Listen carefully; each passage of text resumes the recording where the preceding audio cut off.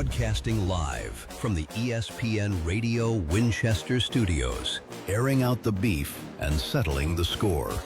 It's time for Where's the Beef Wednesday on Franklin County's favorite morning show. The starting lineup, fueled by Loco Coffee. And now for your hosts, Joe Abraham and Chewy.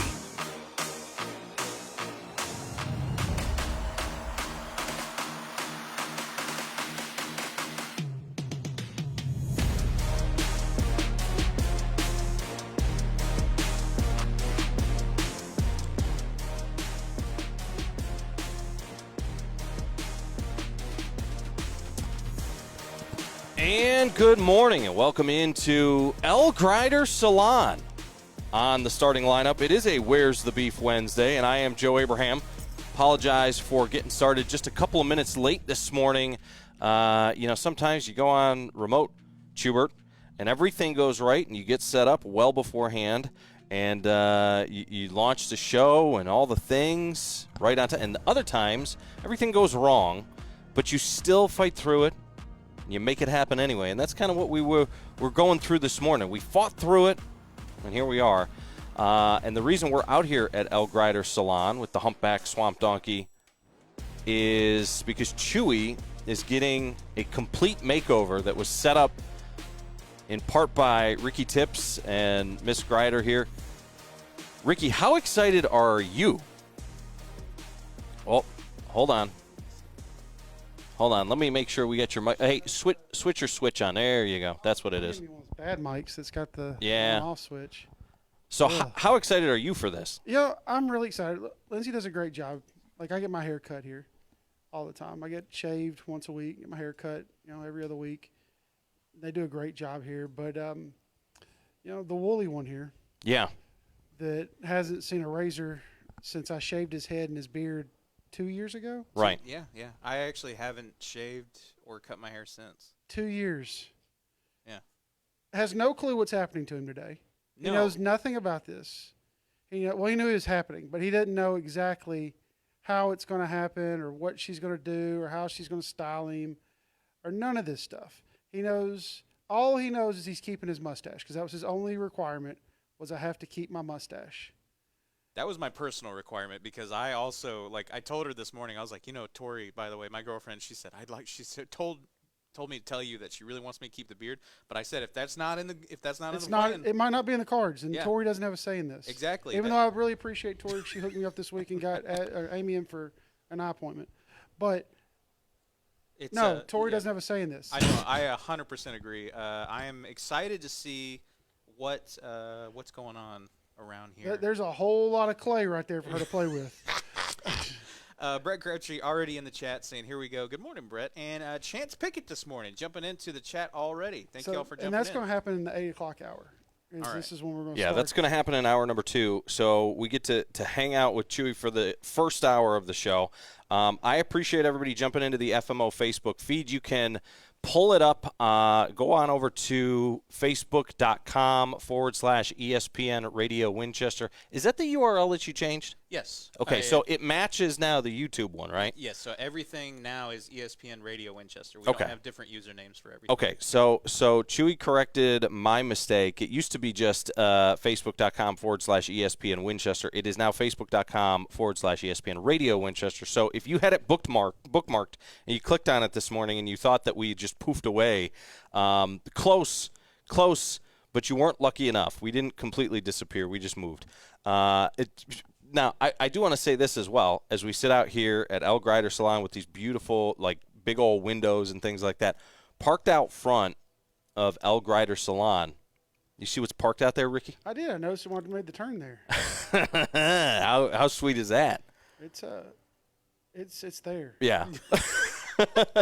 So Chris Smith wrapped the Suburban thanks to Heath Automotive now as well. We got the ESPN Radio Winchester Suburban. So if you see that thing bumping around town, give us a honk, give us a wave. If you see it driving erratically and at high speeds, Katie's driving. Then that's definitely Katie. And I would encourage you to do your best defensive driving. No, she's a good driver. She only backed into my brother's Mustang that one time. Miss Stacy jumping in this morning, Queen of the Creek, saying, "Is it going to be live? Can't wait to see it." It is going to be live. It's going to start at 8 o'clock, and we're going to get I don't know what's going to happen. Yeah. So I don't have no clue either. That's the thing. Like did not give any ideas, any suggestions, really nothing. Wow. Okay. I said this is up to you, because my suggestion would have been something horrible. Sure. And Lindsay's not going to do that to you because this is what she does. Okay. So she's going to make you look the best you've ever looked in your life, probably. Hey, listen. Which is not a high bar, but it's. I had a dream that she made him come up. Chewy? Yeah, it was really scary. No, I had a dream that like she trimmed his beard all the way down, and he came out looking like a super Chad. Like he had this underneath this. We saw this already. We know it's not true. This beard, he had this jawline. This is true. It was more of a nightmare than a dream. It really went from, like when we did it last time, he went from Chewy to Jabba. So, right. I think the word specifically was Mike Wazowski, because I was wearing that green shirt. Yes. And yeah. I looked really round. So, and I'm not putting the pressure on Lindsay and her crew here to make him look like a super Chad. Our expectations aren't that high. No. Just if he gets presentable enough to take out to like Jefferson's or something like that, that's all. Tonight is date night. It is date night. It's Wednesday. Night. So. Which I don't know if you noticed this, but I commandeered his date night. I know you did. Like that's some craziness. I don't know why you do that to him. The one night of the week that he gets both paid, and he and Tori have for months and months now gone over to Jefferson's on Wednesday night.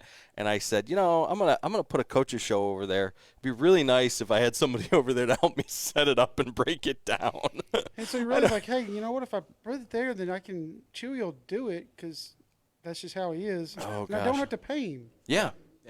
Well, that's the best part. I mean, I don't normally pay him anyway, but that's my favorite part. Okay, so today on the show, we have to talk about before we go anywhere else. We have to talk about last night's South game. Yeah. Because everybody wants to know your opinion on this. Yeah.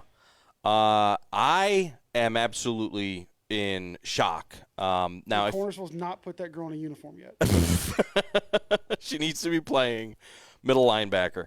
No, I was actually, when I got sent the video, so I was at Jack's game last night, and I came back, and I picked up the truck, and I was running all over the place.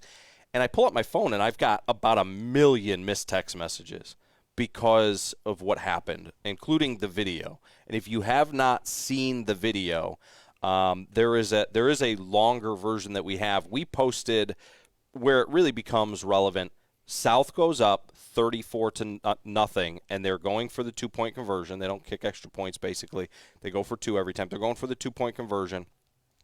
And if you haven't seen the video, in the video, the wide receiver and the cornerback on the far side of the field get into it. They get into a tussle. They hit the ground. They're rolling around. 2 flags fly out. What appears to be, I would assume, offsetting unsportsmanlike conducts, which really doesn't mean anything. Now, what I've been told as well is that this had been kind of going on through the course of the game. Can't confirm that. I didn't necessarily see it. I wasn't there.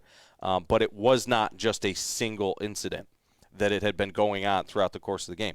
So these 2 kids are going at it in a physical game. Was it necessarily a normal situation in a middle school game? No. But in the course of a football game, we see stuff like that all the time. What we don't see is a 16-year-old female. Do we know she's 16? That has been what I have been told. Yeah, and that's the thing. Is I don't know how old the girl is. I was sent the girl's actual Facebook page, if this is the girl. I hope that she's 16, because there's an argument there if she's 16 that it's, well, she's still a child. She doesn't necessarily know better. For me, she was on the field so quick. Like, it almost felt like she was on the sidelines right. as a manager or something. Right. So as a middle school game, like I think 13, 14. Yeah. Maybe, max. So. Abby's 14 going into as a freshman this year. So you think she's maybe 13. Yeah. But she also, unless those kids are just really small. Yeah. She's a lot bigger. She was bigger, yeah. She looked like, in the video, she looked like an adult. I thought she was a 30-some-odd-year-old woman. But I have been told that she was a teenager. So, regardless, woman comes flying into the picture, and the unsuspecting wide receiver for South gets absolutely Goldberg laid out, speared. Goldberg decleated this kid.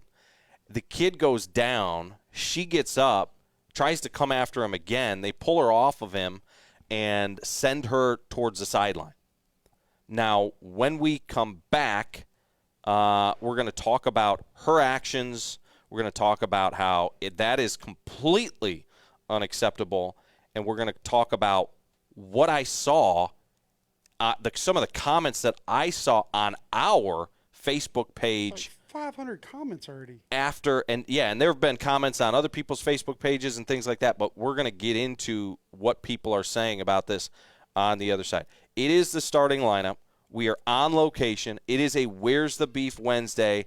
I'd love for you to jump into the FMO Facebook feed and have this conversation with us, and then maybe stick around and see us clean up Chewy a little bit, because this walking disaster. Here's the thing that people don't realize. The reason is not because I need him looking better for us. I keep him locked away in a broom closet half the time. This is for his next employer, because Plank is back at the studio running the show, and I think he's doing a pretty good job to this point. You just got replaced by a 1x4, my friend. We're going to get you cleaned up so you can apply for a job that pays you. You need to update your LinkedIn account. Yeah.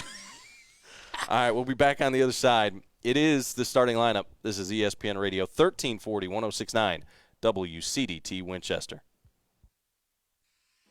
At Citizens Community Bank, we're here to make your banking easy and convenient. Whether you're visiting us in person at our main location at 1418 Dinah Shore Boulevard in Winchester, or others in Deckard and Huntland, or managing your money on the go with our secure mobile app, we've got you covered. Call us today at 931-967-3342. That's Citizens Community Bank, Equal Housing Lender Member FDIC. Your trusted partner in banking for over 30 years.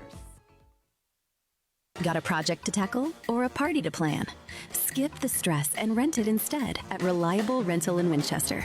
From tools and heavy-duty machines to chairs, tables, and event essentials, they've got what you need to get the job done right. Whether it's work or a weekend celebration, Reliable Rental makes it easy. Stop by 2433 Deckard Boulevard in Winchester, or check out everything they offer online at ReliableRentalFC.com. Reliable Rental. When you need it, they've got it.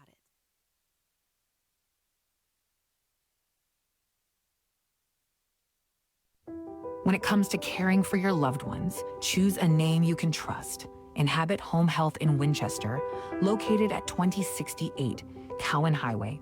We're here to provide compassionate professional care right in the comfort of your own home. From skilled nursing to therapy services, our team is dedicated to helping you or your loved ones achieve the best quality of life. Call Inhabit Home Health today at 931-967-0633 to learn more about our personalized care plans. Why choose More Courtney Funeral Home?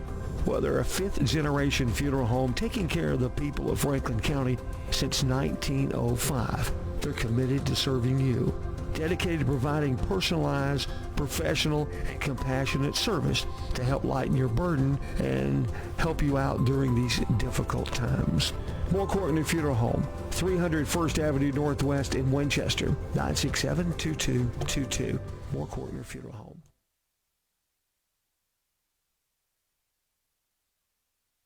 Tune into the starting lineup on the FMO Facebook feed. Just go to Facebook.com/ESPN Winchester. Now, back to Joe and Chewy.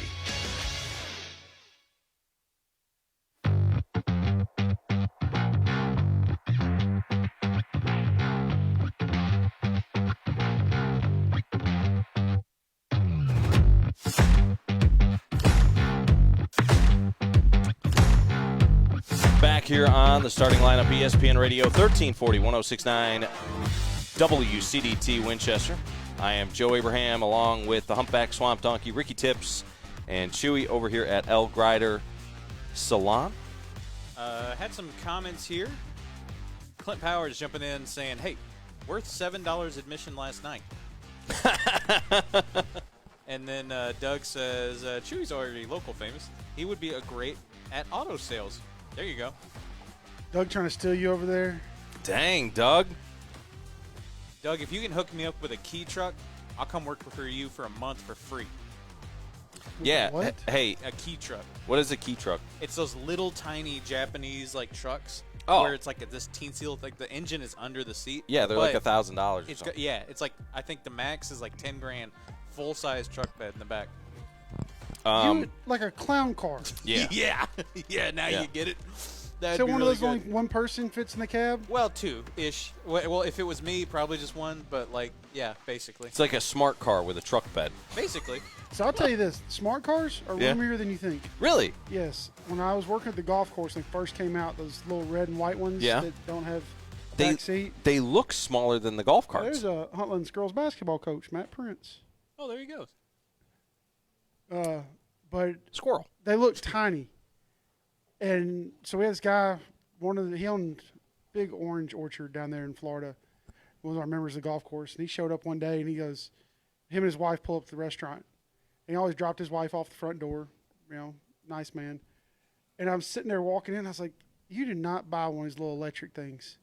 He goes, it's great. I can drive it in between the trees in the orchard. Like I can drive it all over the place. And I was like, yeah, but you can't fit inside of it. He goes, hop inside. And I got in the passenger seat. And he's a big guy about my size. Really? And both of us got in there and comfortable. Really? Wow. Yeah. Okay. Like there's no room for anything else. Smart cars also defying the laws of physics. Like there's literally no room for anything but y'all. you put your phone in your pocket and you guys both explode out of Yeah. either door. But both of us fit in there. All right. Doug Garrett came back and says, okay, on second thought, the key truck killed it. All right. See what I'm talking about, people? This is what I'm dealing with. All right. So back to this whole situation over at the high school with South and this young lady from the Cornersville sideline. So again, my real beef with all of this is it goes beyond the young lady. The argument has come up that she was protecting her younger brother. I can understand, if a person has an emotional reaction to their child or their brother, and what happens on the field to them. I have one every down that I watch my son play. But to go out to the field and assault, because that's what this was, assault a player on the football field is absolutely unacceptable. I want to give the kid some credit, because me personally, I get speared in the back like that, I'm coming up swinging. Yeah. I think it shocked everybody, and he unsuspectingly took the shot and didn't realize what happened, and the coaches are pulling him up and kind of pushing her off, and she just walked off the field. Nobody even – you can see it in the video. She just kind of starts walking off the field. Now, I don't know what happened after. She did her WWE strut, though. Like, she had her arms thrown up in the air. Like, she was – Yeah. She did something. I don't know what happened after the game. If anybody has any clarity, did the cops come and talk to her? It's my understanding that was the end of the game, that they called the game with 7 minutes left. That's what I understand, too. From what I'm hearing, because like I said, I wasn't there. I was over at Huntland watching softball or soccer maybe. And it was – I got the same message you got. Johnny Hand sent it to me. And I'm sitting there thinking, she walked out, and I started reading through and listening to people. And Amy she went down the rabbit hole last night. Like all the people, all the messages and all the things online. And like, she didn't get arrested. She got – TSAA is going to handle this. Mm-hmm. Like if she's an athlete or a student, she'll never get to go to another ball game again. Wow. They'll do a lifetime ban on her for this. Wow. Like that's what will happen. Like TSAA will handle this. Her school will handle it. She'll get in trouble through the school for it because that violates code of conduct through the school. Like there'll be punishments for this girl. Mm-hmm. Do I think she should have got handcuffed and taken out from that? No, I do not. I don't think. I don't think anyone at that age, a lap of judgment like that, she didn't hurt anyone physically. Like, she tackled the kid, but it's not like she got on top and was beating him or anything afterwards. She got up, walked away. Like, I don't think she should have got in any legal trouble for it. Okay. But the punishment she's going to end up getting, T-ball still is strict on this stuff. Like, I Right. had a parent, when I was coaching at Swanee, I had a parent step on the court one time during a game, yelling something, and they got banned for 5 games. Oh, wow. And they didn't touch anybody. They weren't not at a kid. They were just yelling at a ref. But they stepped on the court while doing it. Right. And the ref our AD turned them in for it because the ref gave technical. Our bench got assessed a technical because of it. Right. They had turned in, and because it got turned in, TWSAA came back with a 5-game suspension for the parent. Wow. They weren't allowed to come to 5 games. So in this case, as I said, in the course of the game, there are times where you see extracurricular activity after a play, post-play, and that type of thing. And that's where this whole thing started. And I thought that the officials in the moment, prior to this girl taking the field, did a good job of separating the kids, sending them back their own way. That is part of the game. So people who want to jump in and say, well, she was protecting her little brother. My question to you is, protecting him from what? Because that is the official's job. It looked like it was a two-way street, too. Right. That is part of the game. It is a physical and emotional game. It is not like hockey where they drop the gloves and just let them go at it and that type of thing. They were on the ground. There was some extra that they both got thrown flags on, and they were going to have to deal with the repercussions from that. But protecting them from what? Again, you've got 2 kids going at it. There is no reason for anybody else to get involved in escalating it. And, as a 16-year-old, I can understand the argument, well, she is a child and she does not fully understand what she just did or, where she came in and how she escalated it. Maybe in the moment she got emotional, all those things. I can understand you making that argument. But if you're an adult and you are jumping on Facebook like some people have and defended this girl's actions, shame on you. And honestly, if this young lady is receiving a ban from TSSAA events and other things like that, some of these people, for what they say on Facebook, should as well. Because if you're telling me in your mind that is okay, then there is nothing stopping you from entering the field of play and doing the same thing if it's your kid or your younger brother or whatever the case is. And so it's shocking to me that people would even consider defending these types of behaviors. Just absolutely mind-blowing. As far as going forward, my concern is that she was able to get onto the field, like you said, so quickly, and really nobody got to her. There was nothing done to protect the athletes and that's my concern going forward is, does there need to be a change maybe, especially in youth sports where these are younger athletes, to protect them from apparently adults or older individuals taking the field of play and literally assaulting them. Thank God this was a young 16-year-old girl and not a 35-year-old male that ran out and decleated this kid, because this kid might be waking up in a hospital today. The whole thing is absolutely shocking. But more so than what the girl did, I am currently upset with what I've seen on Facebook from the people defending her. I mean, I'm upset with what I see on Facebook daily. People will say a lot of stuff behind a keyboard they won't say, face to face. Matthew Ledbetter jumped in saying, second question, why was there a toddler on the field? Who was responsible for that? Seems unsafe as well. Yeah. And then There's a toddler. I missed the toddler. So the toddler was not in the shot. So there is confusion as to, after the play, there was and after the girl came in and she made the hit on the football player, one of the coaches for South got extremely visibly upset.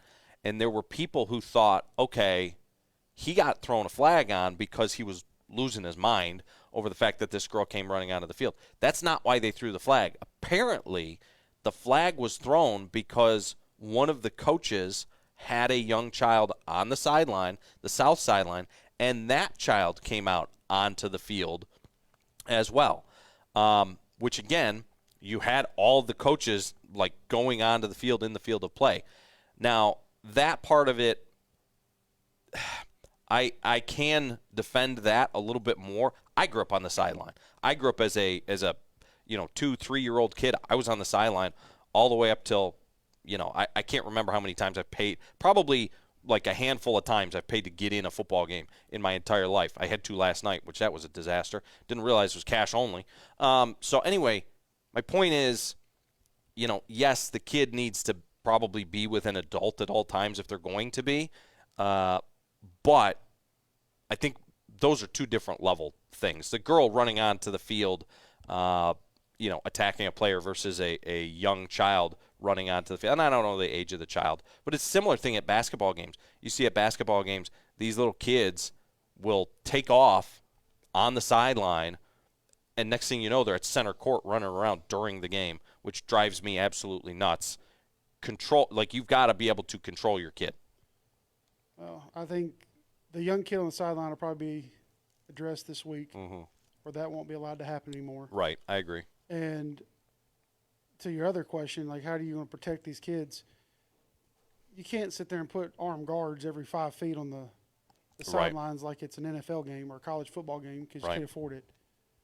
So I don't know how you can fix that issue. Yeah. Well, we're going to take a quick break, and when we come back, we'll get into some of the comments over on the FMO Facebook feed.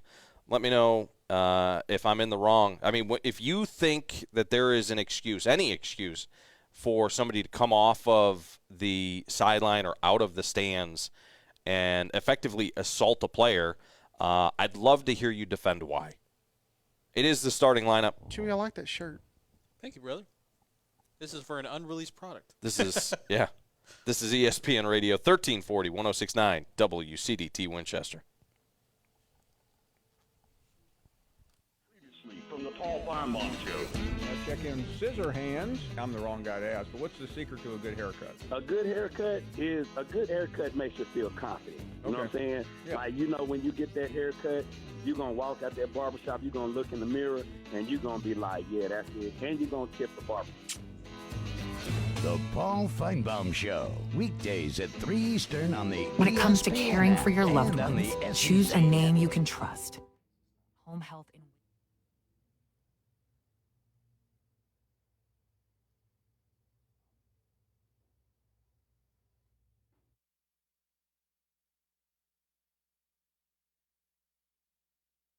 This is ESPN Radio Winchester, where Franklin County comes to life. From local news and athletics to everything in between, we're proud to bring you the stories that matter right here at home. And it's all made possible by local businesses connecting with real people in our community every single day. When you support them, you support our local coverage. Over 75 years of Franklin County heritage. Want your business to be a part of it? Contact WCDT today. ESPN Radio Winchester. Franklin County plays here.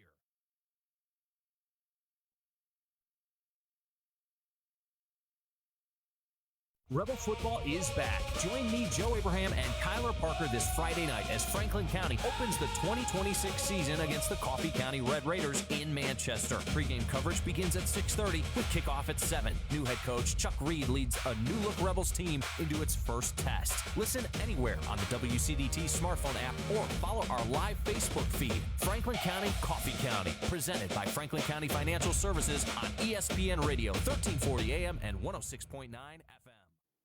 Now, here's your ESPN Radio Winchester weather forecast. Brought to you by our official Smile partner, Dr. Garrett Orr and Winchester Family Dentistry. Starting off our day with it being bright and sunny with a high of 93 degrees and some calm winds this afternoon. Tonight we're cooling down to a low of 72 degrees with some calm wind. Chance of precipitation jumping up to only 20% around 4 a.m. with a slight chance of showers and thunderstorms all the way through the mid-morning. Stay tuned to ESPN Radio Winchester for all of your wonderful weather updates. Stimulant misuse can take many forms. It may involve abusing methamphetamine or prescribed ADHD medication. Both carry real risks when not used safely or under medical supervision. Prevention starts with education and open communication. The Franklin County Prevention Coalition provides tools and local resources to help families make informed decisions. When we stay proactive, we are stronger together, and we are stronger without it. Learn more at fcpctn.org. This project is funded under a grant contract with the Tennessee Department of Mental Health and Substance Abuse Services. Tune into the starting lineup on the FMO Facebook feed. Just go to Facebook.com/ESPN Winchester. Now, back to Joe and Chewy.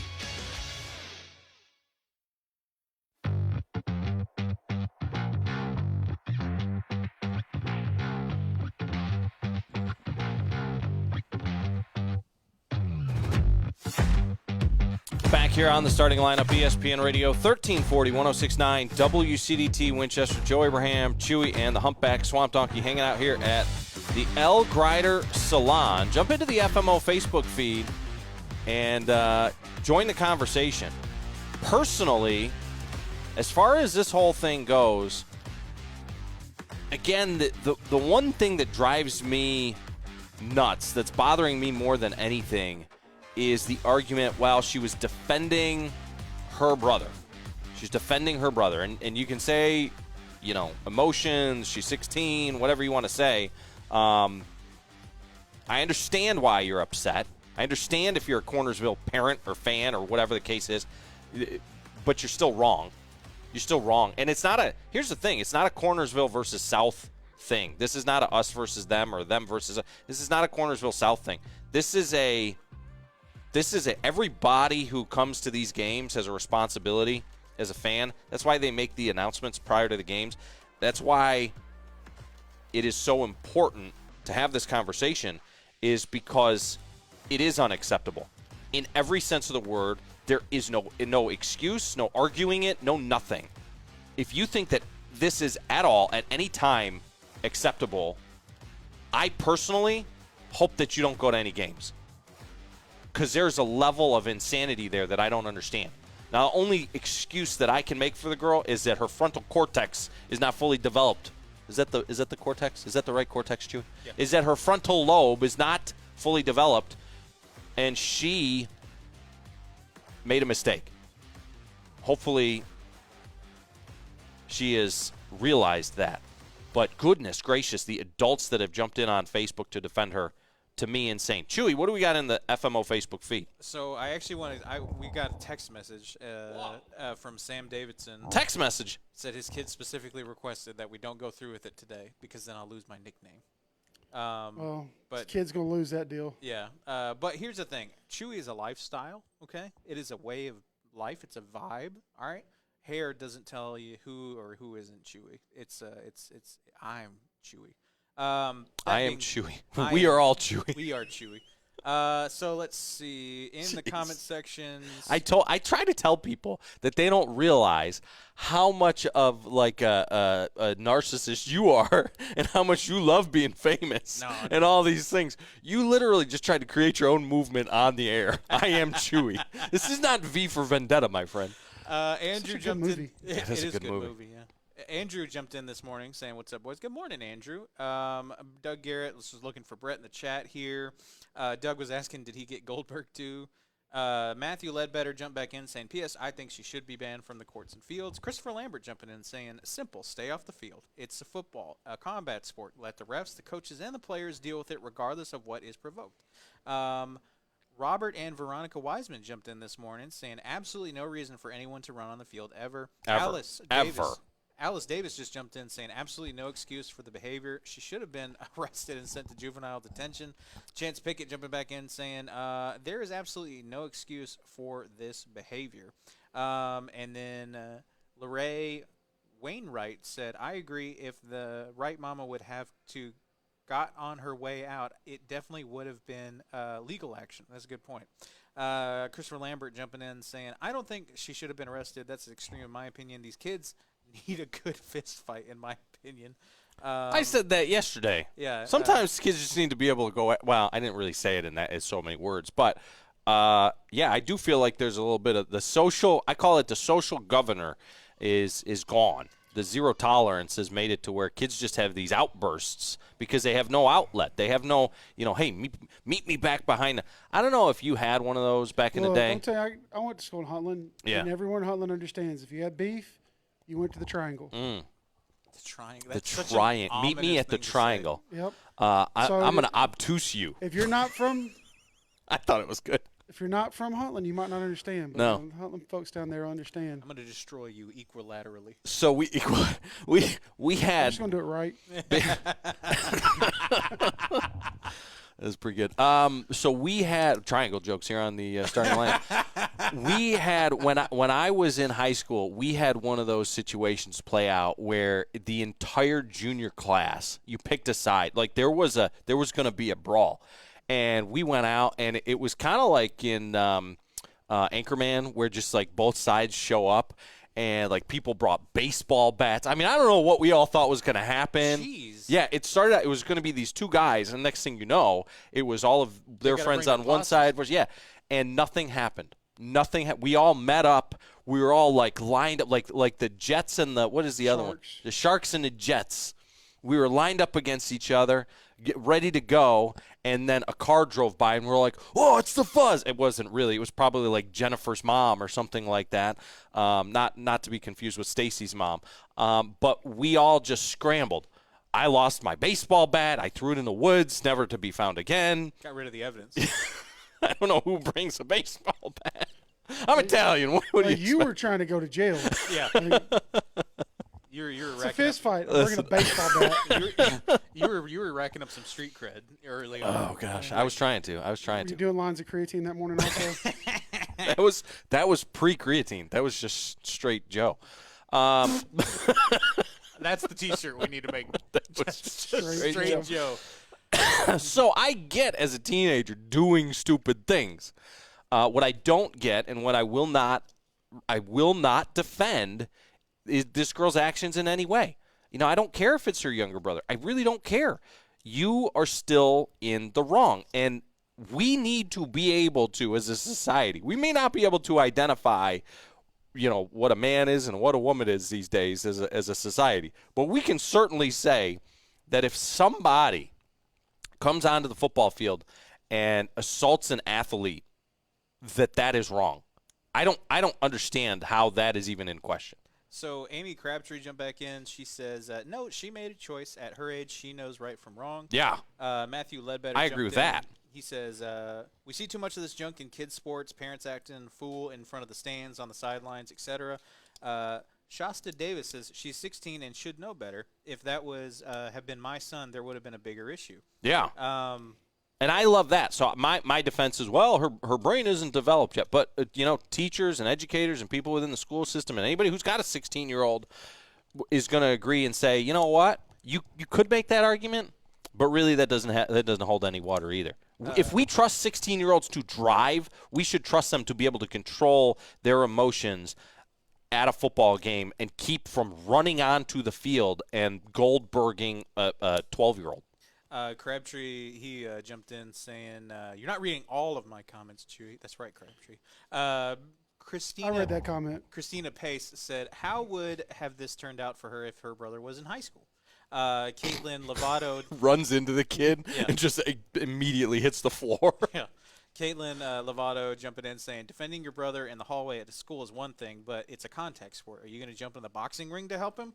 Kayla, sorry if I'm going to pronounce this last name wrong, Dausha says, I guess we'll see him in a few years if he gets to high school. So we may say, oh, yeah. And then Doug Garrett says, topic so strong my wife is watching the show. Hey, shout out to Mrs. Garrett. Wait, what is that last one? I guess we'll see. Let me see. I guess we'll see in a few years when it happens to him again in high school. Yeah. What is that comment? You just said, what would happen if she hit a high school game? Oh, okay. And she's replying. I thought she was saying that the kid deserved it. We'll see. in a few years. She was saying she won't be allowed to go to those games, folks. Yeah, I wonder. Yeah, she won't be able. Yeah. If she tried that, like they're saying, if she tried that to a high school, it's one thing to pick on a middle schooler when you're older. But I consider my daughter Juliana is currently 13. By the time Walter is that age, she'll be 16 or so when Joey's even up there. I cannot imagine Juliana running onto the field and doing something like that. That takes a different kind of raisin right there. So this is the one thing that I've been curious about, and I want to, whoever the parents are of this kid, congratulate you for your restraint. Yeah. Because I know Lisa Tips would have murdered this kid. Yeah. Like, murked. And if Jenny would have been there, my sister, it'd have been pile drived also. Yeah. And Jenny wasn't nobody you want to mess with. I mean, she's 6 foot, and she wasn't a tiny kid. So that's what I'm like. I was really shocked that no one snatched that girl up by her hair. Yeah. On the, out there. Right. In the parking lot. Right, because, like, if my mom saw me on the field doing something like that, like, she would have, you know what I mean? I would have been dragged off of that football field. Oh, Gretchen would have, she'd put a hurting on somebody. She just would have started, she wouldn't have, no, well, she just hit me in front of everybody. If Chewy Not was, you, but I'm saying, like, the girl would have hit you like that? Oh, yeah. Yeah, my baby? Yeah, exactly. Yeah, Gretchen would have lost it. I'm worried about your haircut and Gretchen coming after me, to be honest with you. I was last time, too. I bet you they didn't even remember that it's today. I'm going to walk back home this afternoon, and they're going to be like, what happened to you? I do kind of wonder where this young girl's parents were during this whole situation. In the bleachers watching?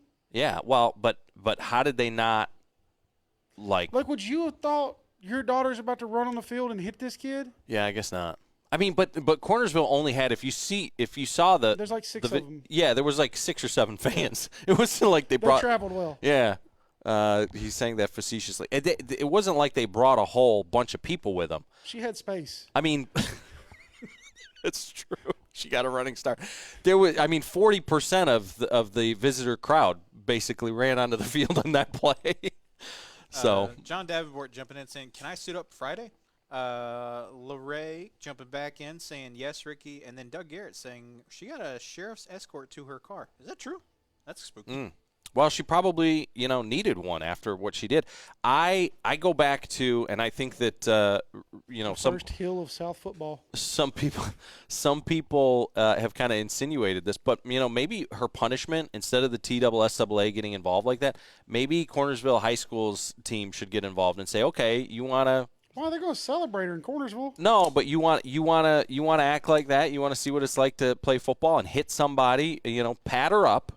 And put her out there with the high school team. I think you're wrong. We take her to South and make her go through a practice. She's on a scout team. There you go. Scout team quarterback. Oh, man. With that 6th grade offensive line. Well, we appreciate you guys getting involved and joining into the conversation. I think that everybody is on the same page. At least I would hope that everybody is on the same page with this thing. Again, I don't know as far as to defend the other side of it how you could. But people have tried to, specifically from Cornersville. So it's interesting. Changing notes real quick, Christian. Like, you should be a little worried. She's been in here since like 5:45 prepping for your haircut. Oh, okay. Like, I've never seen her put this much work into like getting ready for something like this. I'm ready for it. I'm excited. So when we come back, we got to send her pictures of you, by the way. Yeah. It's like this is. We send her pictures, so this is what you get to work with, so you can prep what you want to do. Not a lot. Like, if there was on a scale of 1 to 10 of what you get to work with, -4. I mean, there's a whole lot of hair there. Come on now. Well, when we come back, maybe we can grab her for just a moment. It's my understanding that that Lindsay's not the only one that's going to be working on Schubert this morning. A crew to the whole team. This is honestly, it's going to be like when Tom Hanks got taken off the plane in Castaway Yeah. when he came back from the island. Like, this is what the first press conference after they cleaned him up. That's what we're going to see. Good gosh. All right, we'll see if we can get Chewy a haircut and a job when we come back. It is the starting lineup. You're tuned into ESPN Radio 1340 1069 WCDT Winchester. There are all kinds of guys out there. Sports guys, hunting guys, even those DIY guys. But let's be honest, not every guy's built the same. We're garage guys. We show up on time, we do the job right, and we don't cut corners. From installs to repairs, we take pride in doing it right the first time. Serving Franklin, Coffee, Bedford, Lincoln, and Moore County, it's quality work you can trust. So call Garage Guys today or find them online at garageguys931.com. Garage Guys, built different. No two patients are alike. High Point Health with Ascension St. Thomas delivers care centered around your health, your goals, your story, your recovery. From routine checkups to critical procedures, we use today's medical technology and advanced clinical practices to help you feel better, recover faster, and return home to the community you love. We don't just specialize in care, we specialize in you. Learn more at highpointhealthsystem.com. When you're investing in your home, you want someone local. At Discount Floors and More, you're not dealing with a big box store. You're working with a family-owned business that takes pride in every project. From carpet and hardwood to tile and luxury vinyl plank, they offer quality products, professional installation, and service you can trust. Stop by Discount Floors and More on the Bypass in Winchester and see the difference that local makes. On the web at discountfloorsandmoretn.com. When you're looking for great food, cold drinks, and a fun place to catch the game, make it Jefferson's in Winchester. From wings and burgers to oysters, appetizers, and more. Jefferson's is the perfect spot for lunch, dinner, or just a night out with friends and family. This fall, Jefferson's is also proud to host the Franklin County Coaches Show with Johnny Hand all season long. Good food, local sports, and hometown pride. It's all happening at Jefferson's in Winchester. Fresh baked treats deserve fresh local coffee. That's why M Sweets proudly serves Franklin County's own Loco Coffee. Whether you're stopping in for breakfast, an afternoon pick-me-up, or something sweet after dinner, make your visit even better with a delicious cup of locally roasted coffee. It's the perfect pairing of homemade goodness and hometown flavor. Stop by M Sweets today and enjoy a cup of Loco Coffee.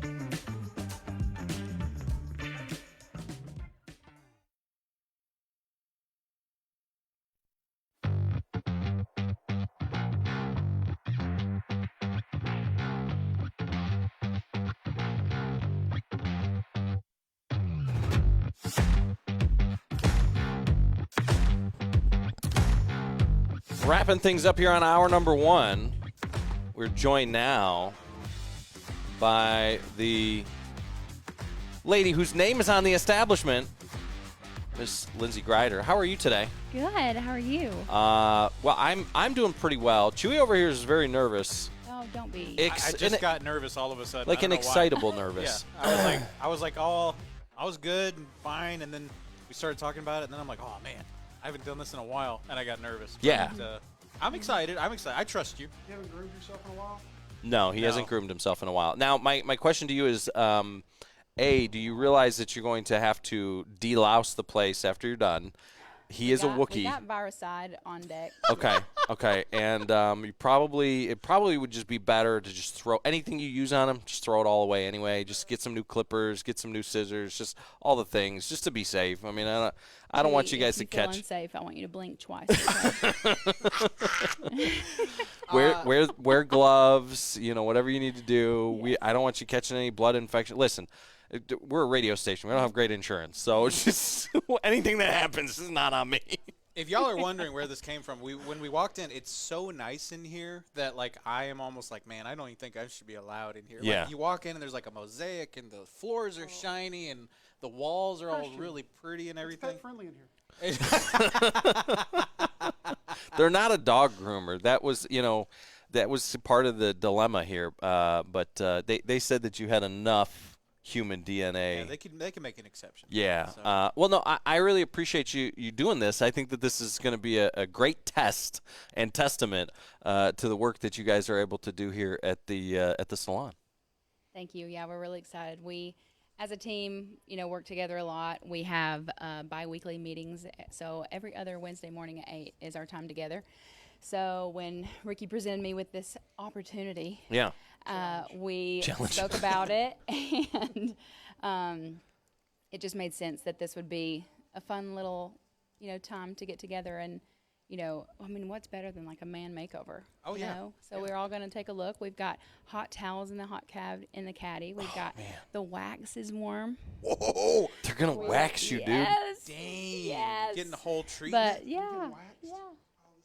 I cry. I'm jealous now. I'll say one thing. Like I see the one that runs the straight razor on my face. We also, our barber is ready and razor is sharp. Let's go. I'm excited. Yeah.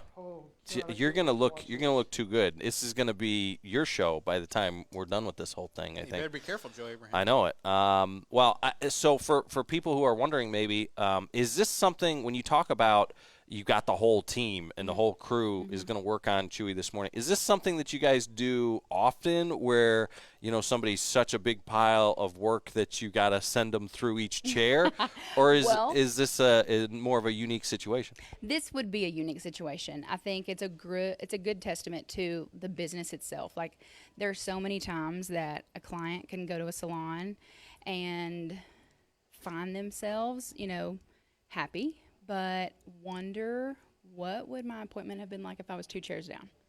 And I think a lot of times, especially in the hair industry, people see clients as competition or, property. And we've always been one to encourage people, like, if you would like to explore, what an appointment with our barber, versus our cosmetologist or the owner, we invite you to sit in everyone's chair. And then you feel like there's only one thing better than having an amazing stylist is having more than one. Yeah. And so it's a good chance for everyone to get to show off, what they love and what they do. But Let me ask you that, though. So that aspect of it is kind of interesting. When you talk about each of the different chairs, do you guys each have your own strengths then, and kind of the areas that is that kind of how you've built it? Yeah. Or do you all do similar things? So a lot of us can, but that's one of the questions I ask even when I interview, is like, what's your specialty? Yeah, like, even if I'm asking a girl that has really long hair, have you ever had hair as short as mine or shorter, as a girl? And a lot of times, like, short hair wearers, they know what they're searching for. And if you're a stylist that's maybe never worn their hair like that, you tend to not be as knowledgeable about what it is that they're asking you to do. So, this person may have a strength in extensions. This person may be a blonde specialist or an extension specialist, or like Ricky comes and sees our barber for some straight razor shaves. Yeah, that's really cool. I've been passed around like it's a Snoop concert. Yeah, well, that doesn't surprise me. Yeah. Jonathan T. Pritt jumped in saying Bailey is the best. Bailey is the best. She is actually going to be cutting. So she's got like a lot of work to do for Chewy. Yeah. All right. Yeah. Vicky Hill jumped in saying Chewy will lose the bounty hunter look. Yeah, but think about what I might gain today. You know what I mean? I'm very excited to see what the bounty hunter. We talked about turning, like, if Chewy and if radio doesn't work out. Huh? Bounty hunters are looking for him? No. Like he kind of looks like a bounty hunter. Like, I'd be like a bail bondsman. Could you imagine that? Like, I show up to like a McDonald's. Hey, bud. Or at least the guy in the chair. Yeah, dude. I could be in a van telling you, like, I could pretend to hack stuff. You could definitely be in a van. I'll remember this, Joey. Down the river. So wrong. When I get my new fancy job, I'm gonna roll up in my my Escalade. I thought you were gonna say when I get my new fancy van. Dude, I need a new fancy van. Like, I've got a garbage bag on my window right now. My Suburban. Man. Well, like I said, I don't know if they realize what they're getting themselves into, but I am excited to see how you come out of this thing. I have full confidence. You're gonna have a lot to live up to afterwards. Is my concern. You're gonna have to change your whole lifestyle. You can't look like they're gonna make you look. And then, probably even come work for me. Get in your Suburban that's got the window on the back. Like, you're gonna have to become like an investor or something like that. I mean, you do have money with Edward Jones. Yeah, but. Yeah. I do have a little bit of cash out of there. My girlfriend jumped in this morning saying, "Good luck waxing Chewy." I've tried. She did try at one point. We got that homemade wax stuff, and it wasn't working. So we put like a rectangle on my leg. You can't use Crayola. Dude, it did not work on her. when they pulled up the thing, I had this perfect rectangle, and you could see how white and pasty I am. Oh, jeez. And it was like I would walk outside, and the sunlight would hit it, and it would be like the Peak of Gondor. All right, well, we got to hit the top of the hour break. When we come back, it's 8 o'clock. I believe they're going to get started. So Chewy's going to carry the camera around with him from station to station, his camera. Hopefully it stays connected through most of, if not the whole time. And we're going to get an insight into what it takes. All right. Which is a lot. Are y'all ready? It is the starting lineup. This is ESPN Radio Winchester. You're tuned in to ESPN Radio Winchester, WCDT 1340 AM, W295 AV, 1069 FM. At Bennett's Pharmacy in Winchester, we're more than a pharmacy. We're your partner in health. Conveniently located at 1201 Dinah Shore Boulevard, we're here to serve you with fast, friendly, and personalized service. Need prescriptions filled? Looking for over-the-counter products? We've got you covered. Plus, enjoy local delivery and expert advice from our caring team. Call us today at 931-967-2777 or stop by Bennett's Pharmacy at 1201 Dinah Shore Boulevard today. Summer is here, and it's the perfect time to refresh your home with hot deals from Furniture Merchandise Outlet in Tullahoma. Whether you're upgrading your living room, bedroom, dining room, or finding the perfect mattress, FMO has stylish furniture at prices your wallet will love.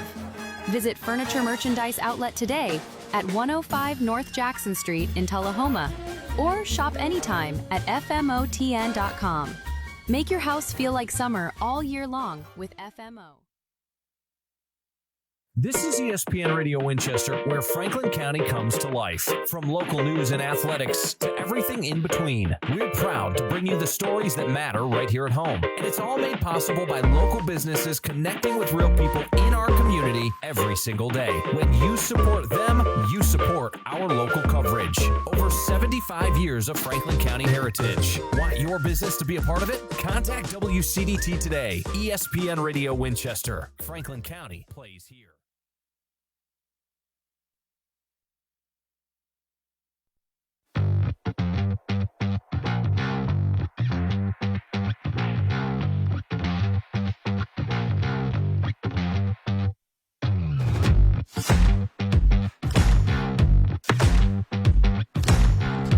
Back here on the starting lineup, ESPN Radio 1340, 1069 WCDT Winchester. I am Joe Abraham along with Ricky Tips, and I am trying to get us connected via Bluetooth. I don't think I'm going to be well, hold on. I'm trying to get the phone connected to Ricky so that we can hear the pledge here, but we may just have to put it up to the speakerphone. Let's do that. All right, we've got Deckard Elementary on the line with us now. Good morning, Deckard. How are you guys today? Good morning. We're wonderful on this Wednesday. How are you? We are tremendous. All right. Well, we've got 5th grade from Mr. Jones's class ready to give you a wonderful pledge this morning. Go for it. We're ready. Good morning, Franklin County. Please join Deckard Elementary as we salute and pledge. I pledge allegiance to the flag of the United States of America and to the republic for which it stands, one nation, under God, indivisible, with liberty and justice for all. Great job, guys. Thank you. We've got a fun fact for you. My name is Bryson. I have a fun fact. The average person has 6-7 different kinds of bacteria living in their belly button. Ugh. That is disgusting. Very. I could have went forever without knowing that. Well, thank you very much for the tremendous pledge and the interesting fact this morning. We hope you guys have a great day out there. Thank you for having us this morning. We'll talk to you tomorrow. That is Deckard Elementary. We appreciate them being flexible with us as we're out on location over here at the El Grider Salon. So how do we make Chewy's expanded out a little bit so we can get a little more of the clip. Oh, hold on. So first thing we need to do is we need to do that right there so that people can see. Now, the other thing that we can do is we can also do the full screen. And I encourage you to head on over to the FMO Facebook feed. There he is. We've got the full screen of Chewy up. Yeah, that's what we need right now. Chewy, if you could lower the camera or have one of the girls lower the camera just a hair, that would be tremendous. But if not, that's fine. I don't know if you can hear me. Yeah, here. that's all right. Hey, real quick, so one of the stylists here, her grandson, the whole family's listening over and says, we got a big following in Chevyville right now. Really? Yeah, so Hoyt, hope you have a great day at pre-K. Let's go. Yeah, hope that everybody up there at the pre-K. What do we know? What pre-K he goes to? She told me, but I don't know the name. Okay. I don't remember the name. Like when she told me Chevyville, I lost everything. Yeah. You kind of just blanked out. I was right like, there. what? I was like, huh? All right, so back here on the starting lineup, if you're tuned in to the FMO Facebook feed, we may or may not kind of go. I don't know, but we may poof away. We're going to play-by-play on this? Yeah, this is going to be hard to not get really watching a train wreck. in depth on. And I encourage you to head on over so that you can watch along with us. Maybe not if you're driving down the road, but we'll try and Shannon, describe it for you. Shannon, can you lower the camera just a little bit for him? The camera over there, can you lower it just a little bit? Oh, they're working on it. There we go. We're trying to get a good – I mean, I don't know if there's That's pretty good. Picture. That's pretty all good. right. There we go. That's good. He slouches. That's better. Oh, yeah. The pink clip in his hair. Anyway, so out here at Elk Rider Salon, Joe Abraham and Ricky Tips, a humpback swamp donkey, as Chewy is getting a haircut. Now – so you can get a whole lot more than a haircut. She's told me they're going to wax his nose. Oh, like up in the nose holes? Yeah, you don't know this yet. Oh, man. It's a good thing that they didn't tell him. That would looking give all him some crazy, anxiety. though.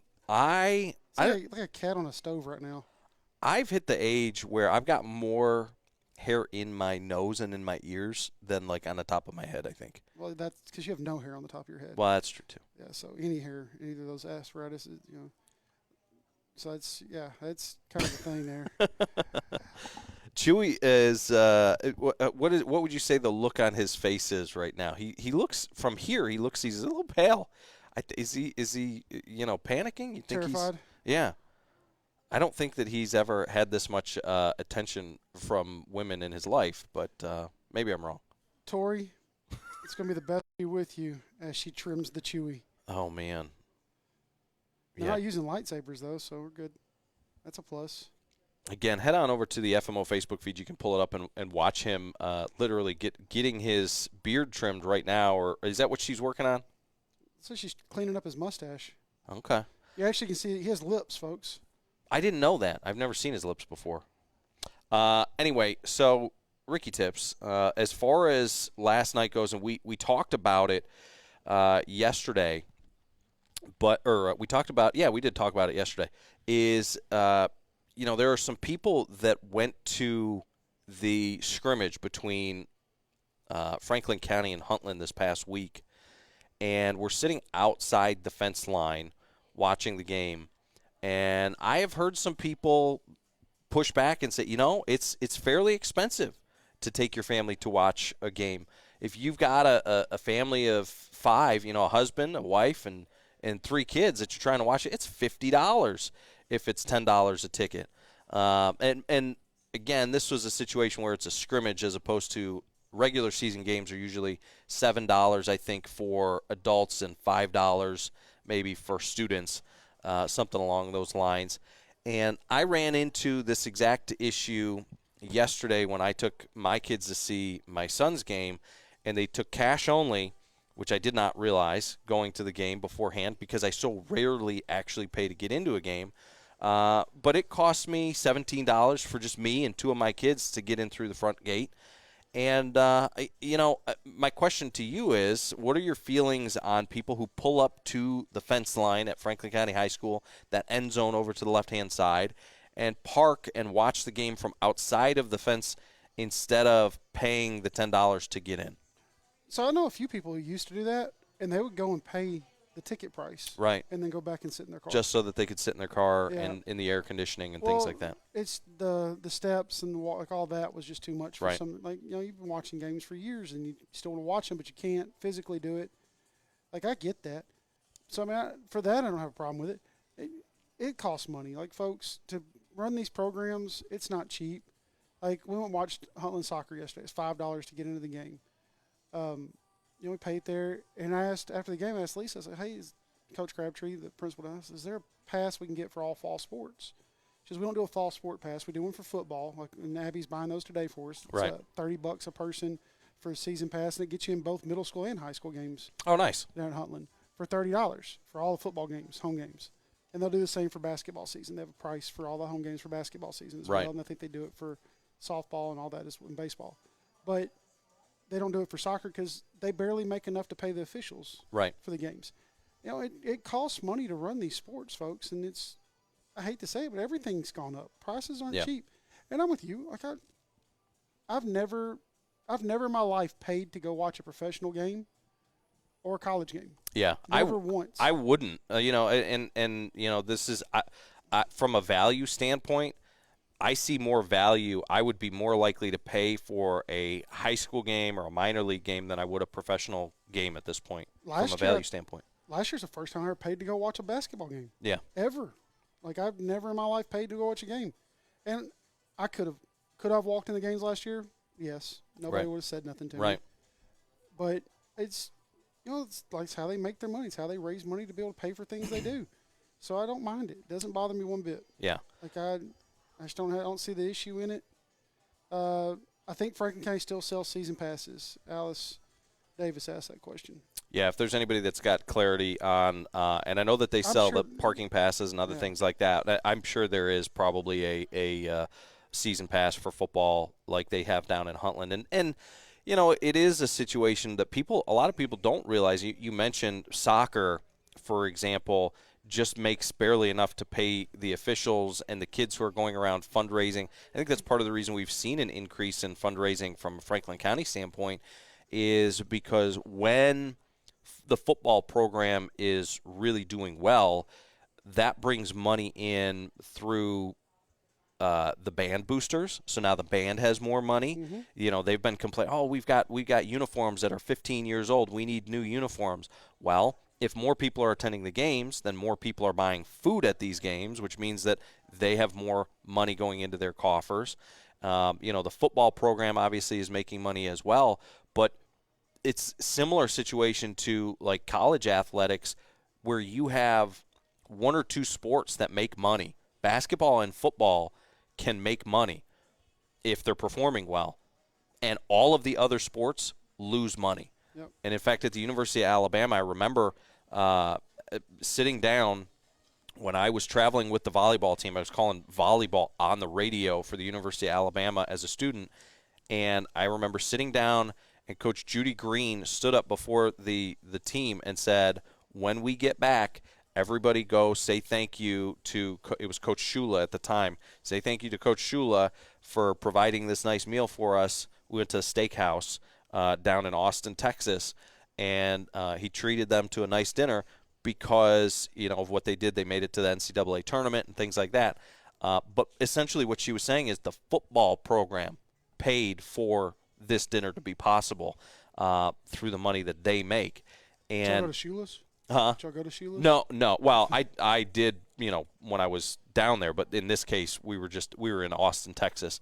I can't remember the name of the place, but that's the type of thing that people don't realize, is that when you're supporting one of them, you're supporting all of them. You're supporting the school as a whole. And it's the same thing when you're buying the gear.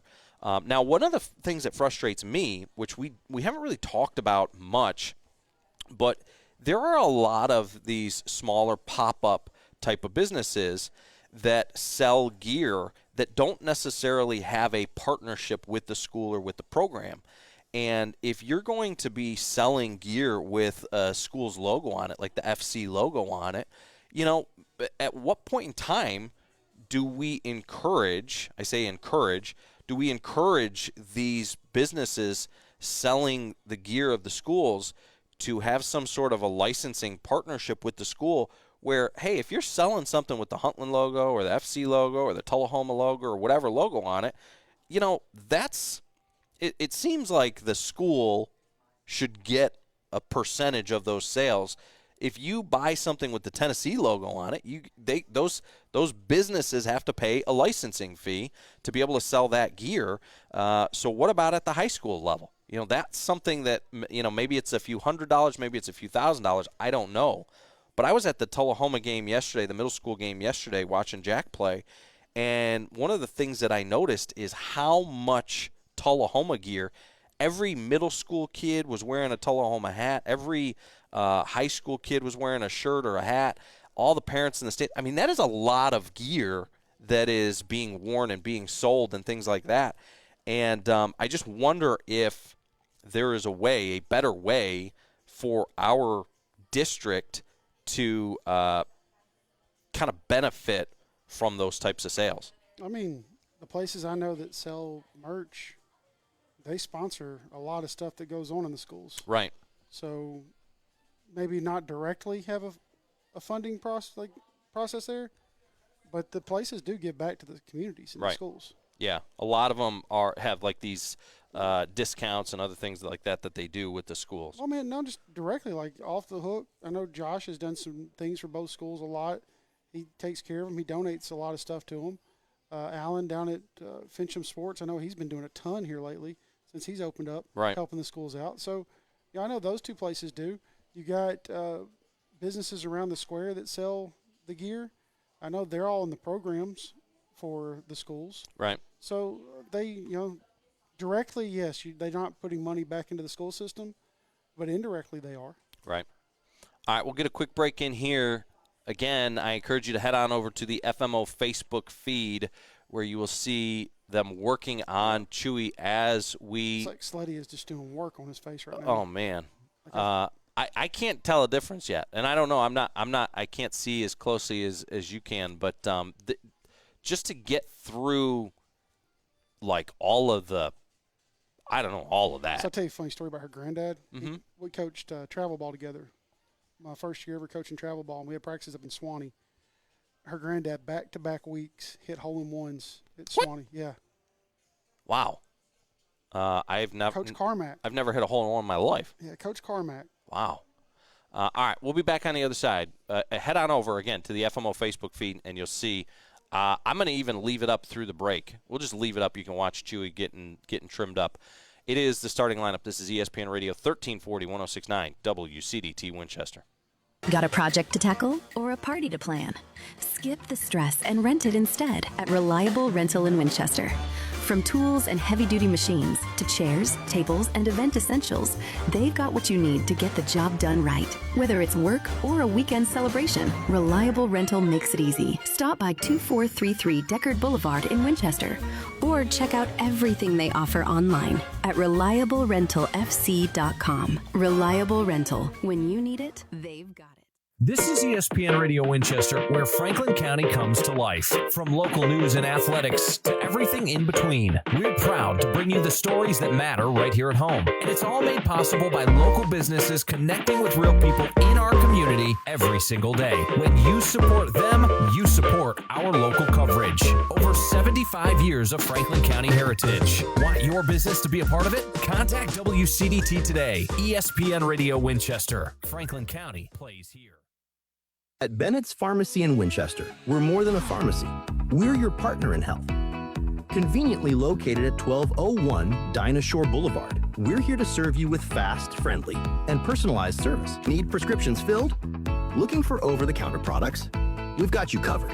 Plus, enjoy local delivery and expert advice from our caring team. Call us today at 931-967-2777 or stop by Bennett's Pharmacy at 1201 Dinah Shore Boulevard today. Summer is here, and it's the perfect time to refresh your home with hot deals from Furniture Merchandise Outlet in Tullahoma. Whether you're upgrading your living room, bedroom, dining room, or finding the perfect mattress, FMO has stylish furniture at prices your wallet will love. Visit Furniture Merchandise Outlet today at 105 North Jackson Street in Tullahoma or shop anytime at FMOTN.com. Make your house feel like summer all year long with FMO. Tune into the starting lineup on the FMO Facebook feed. Just go to Facebook.com/ESPN Winchester. Now, back to Joe and Chewy.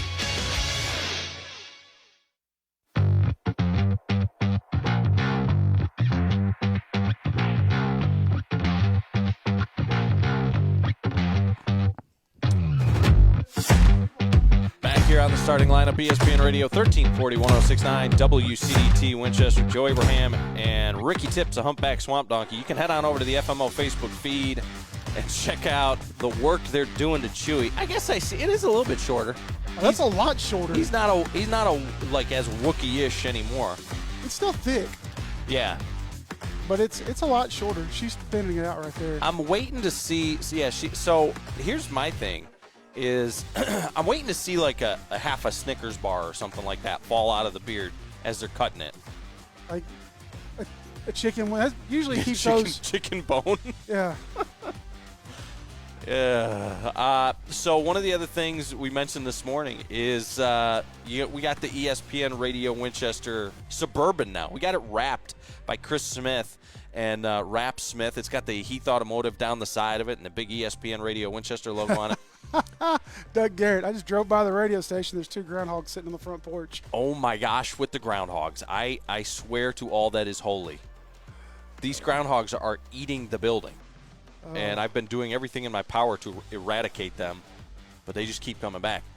Do the Fu Manchewy? That's a good one. Oh. Archie Schrader, do the Fu Manchewy. So the other thing, Ricky Tips, that we got going on is if you look out there on the top of the Suburban, I got the Starlink. I saw that. And I'll tell you what. So for people who are wondering about the Starlink, which is an internet that uses the satellites, it's like Elon Musk's internet, right? So it's gotta be good if Elon does it. For years and years, we've used the Verizon hotspot stuff. And the most I've ever seen us get on those things is like 40, 50 megabits a second, something like that. You must have been right next to a tower to get that. Right. And usually, that's the most I've ever seen. Usually it's like 20 to 30.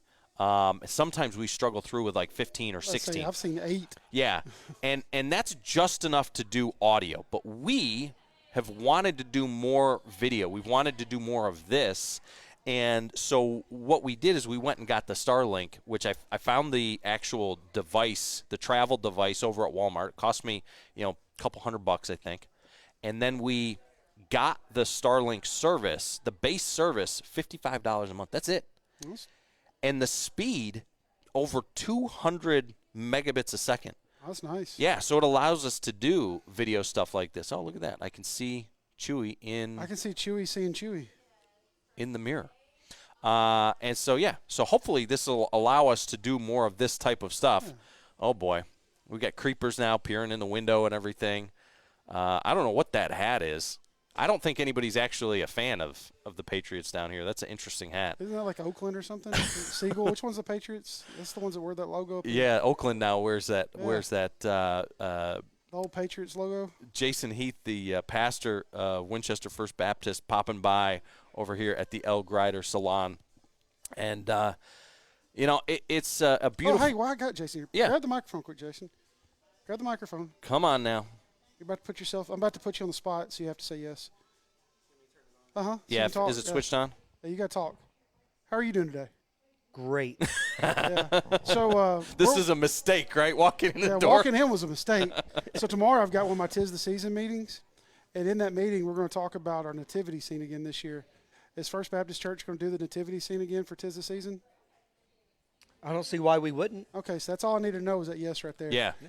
We Katie. You're welcome for being put on the spot for that one. Katie and Crosby and I did it last year. We might be able to get Chewy to assist this year. We can hook him up, give the camel a break. We'll hook him up, we'll chain him up outside, and he can be the camel. We've got we have a whole petting zoo this year. Really? Yeah. I guess I've let that one out. I hadn't told anybody that one yet. We haven't released that. Well, breaking news. Whole petting zoo this year is going to be over there by the nativity scene. So nice. Excited about that. What are you up to this morning, man? Just hanging out? Yeah. Just okay. Went and got him a Walnut Hill iced coffee. What are you drinking? This is a caramel frappuccino. Oh, okay.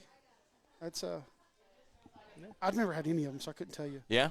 You never had any of their... I've never had coffee. Oh, yeah, that's right. You're not a coffee guy. Yeah, I've never even taken a sip. Like, I don't even like the smell. I don't know how... I think this is mostly sugar and milk. This is like a dessert coffee. Abby drinks these green things, matchas. Matcha. Yeah, I can't stand that stuff. I don't understand. Like, I thought it looks horrible. But she loves them. She drinks them like they're going out of style. So is that your go-to over at Walnut Hill? Oh, no. Usually I just drink black coffee. Well, all I drink. W's in the chat either way for Walnut Hill. Yeah. And Winchester First Baptist. What do you think of the Suburban? I like it. That'll look good parked out in front of Winchester First Baptist on Sunday mornings when we take the kids to church.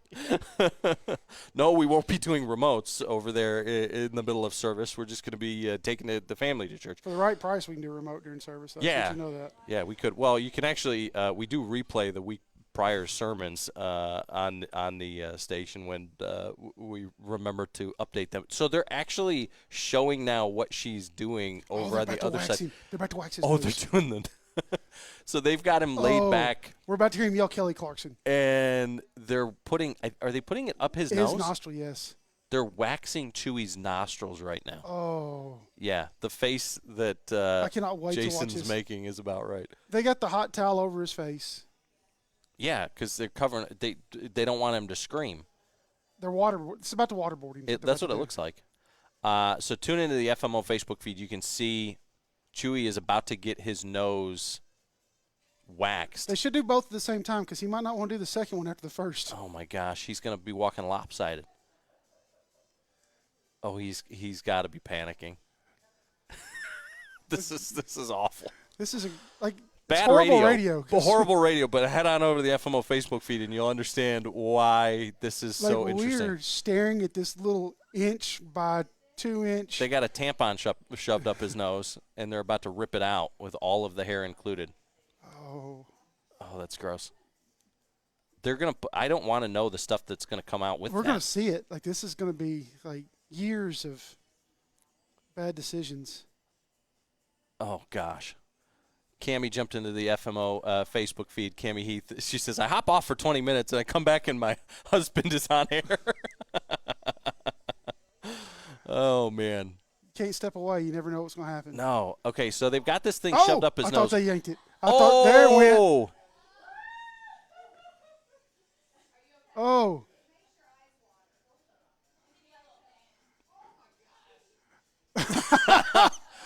Wow. Oh gosh. What is all that? Whatever it is black. That was tar. Like they pulled tar out of his nose. Chewy just had his left nostril eradicated from his face. It's like he's snorting asphalt. Oh gosh. All right. I've got to go jump up and take a look at this guy. We're going to take a quick break. I'm going to go walk back there and see what's up. We'll be back in just a moment. Oh. I encourage you, go look at the FMO Facebook feed, and you can see they just – oh, nostril number 2 is about to happen. Yeah. You got to leave this going while the break. What? Yeah, I'm going to leave the video up, but I'm going to go – I got to go up and look at this. This is – oh, gosh. They're shoving the other tampon up his other nostril. We'll be back on the other side. It is the starting lineup. This is ESPN Radio Winchester. At Citizens Community Bank, we're here to make your banking easy and convenient. Whether you're visiting us in person at our main location at 1418 Dinah Shore Boulevard in Winchester, or others in Deckard and Huntland, or managing your money on the go with our secure mobile app, we've got you covered. Call us today at 931-967-3342. That's Citizens Community Bank, Equal Housing Lender Member FDIC. Your trusted partner in banking for over 30 years. Got a project to tackle or a party to plan? Skip the stress and rent it instead at Reliable Rental in Winchester.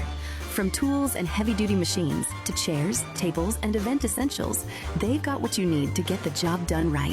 Whether it's work or a weekend celebration, Reliable Rental makes it easy. Stop by 2433 Deckard Boulevard in Winchester, or check out everything they offer online at ReliableRentalFC.com. Reliable Rental. When you need it, they've got it. When it comes to caring for your loved ones, choose a name you can trust. Inhabit Home Health in Winchester, located at 2068 Cowan Highway.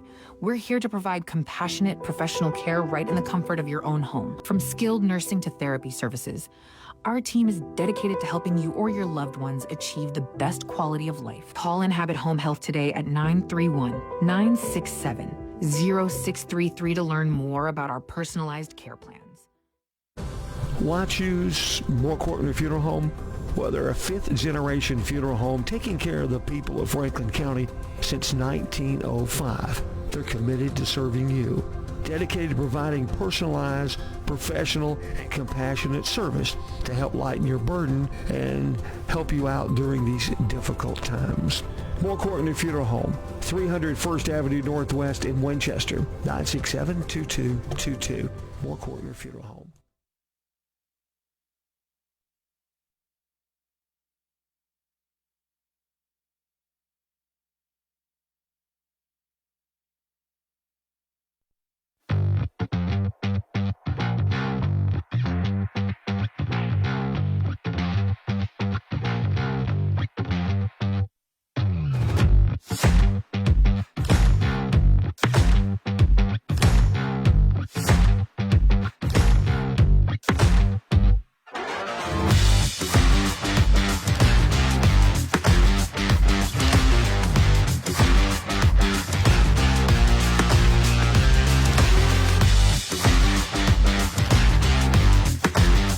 My goodness gracious, that looked painful. Back here on the starting lineup, ESPN Radio, 1340, 1069 WCDT, Winchester. Thank you to Jason Heath for stopping by and saying hi this morning. Pastor over there at Winchester First. We got... That just made my day. Mayor Chris Guess is joining us here momentarily. He's popped over to the El Grider Salon, but in the break, the reason why the commercials went away probably for a half minute or so, I had to run back. They let you pull the tampon out of his nose. That was awesome. So Chewy just got his nose waxed, which I've got one of those little things, those what nose are hair they doing trimmers. to him now? Like, they got his eyes covered. Oh, they're washing his hair, it looks like. Well, yeah. So I've got one of those nose hair trimmers, right, that you stick up there and you because if I don't, I look like Chewy. Yeah, basically. It starts coming out of my nose. It looks like a mustache, but it's not. It's just my nose hair.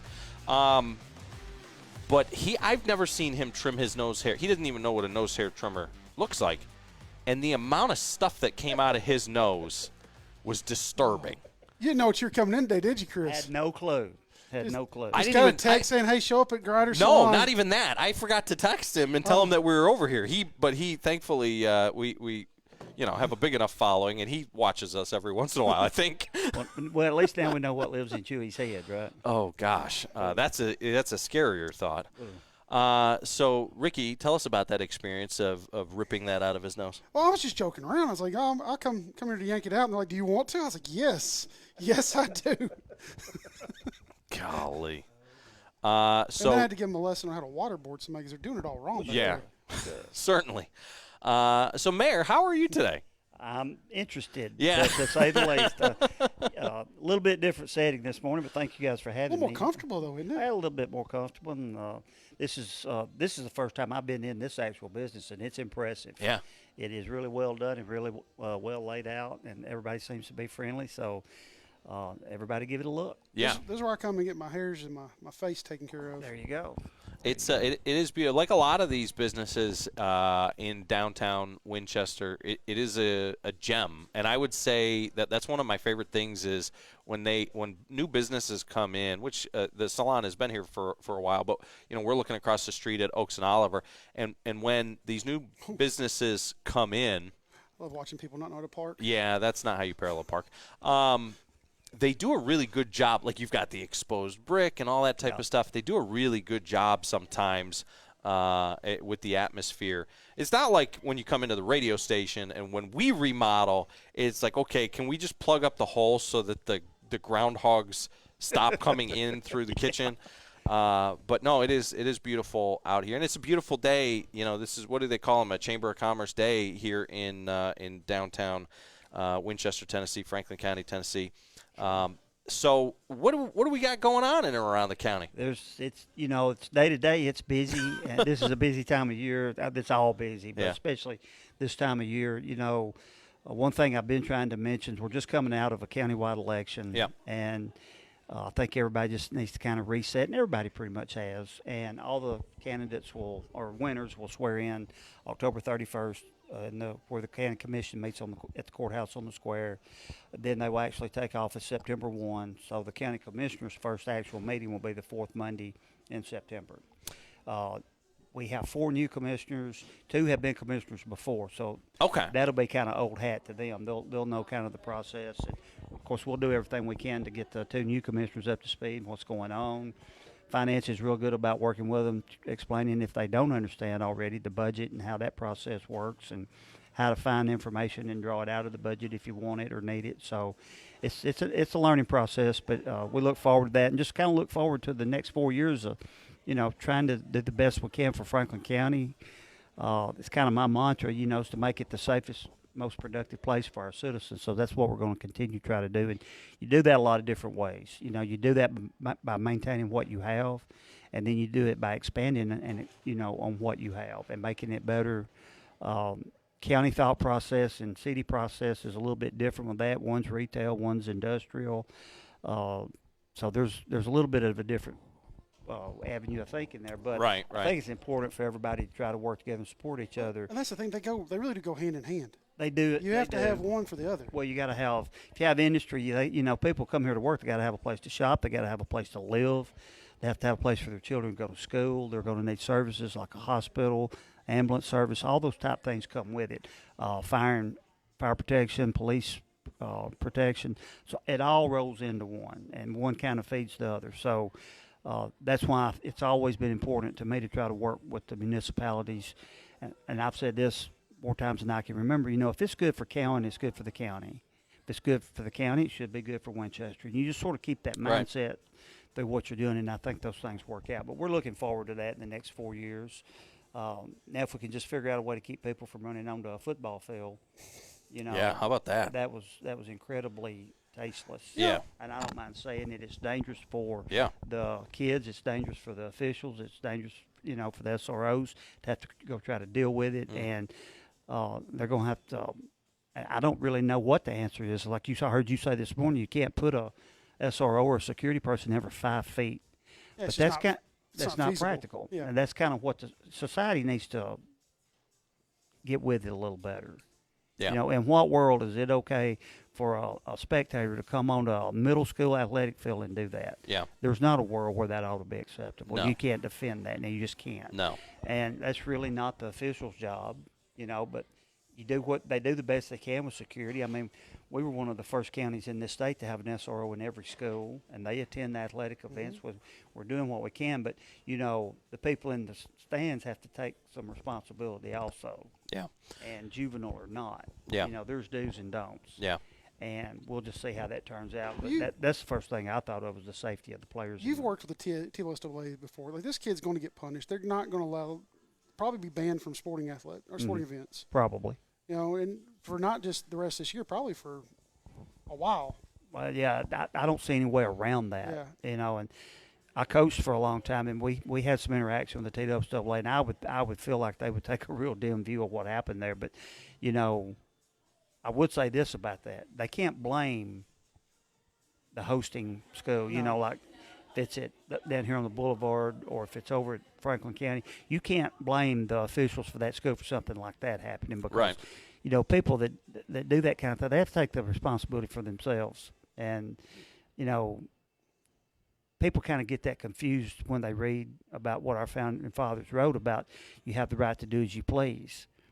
And any history teachers and experts that I ever talked to said what Jefferson really meant was you need to please to do what is right. So I think if you keep that kind of in mind, maybe we can do a little better than that. I've always said, you've got the right to do it, but you also have to deal with the consequences. Well, actions have consequences, and there's that. And that's absolutely true also. I tell people all the time that freedom of speech is definitely a thing, but there's a reason why the Second Amendment came after the First. Sure. Well, that's one of the challenges, though, that we deal with in today's society is, we say that, but as far as accountability, there is a lack of accountability. People, even when it comes to church is a great example.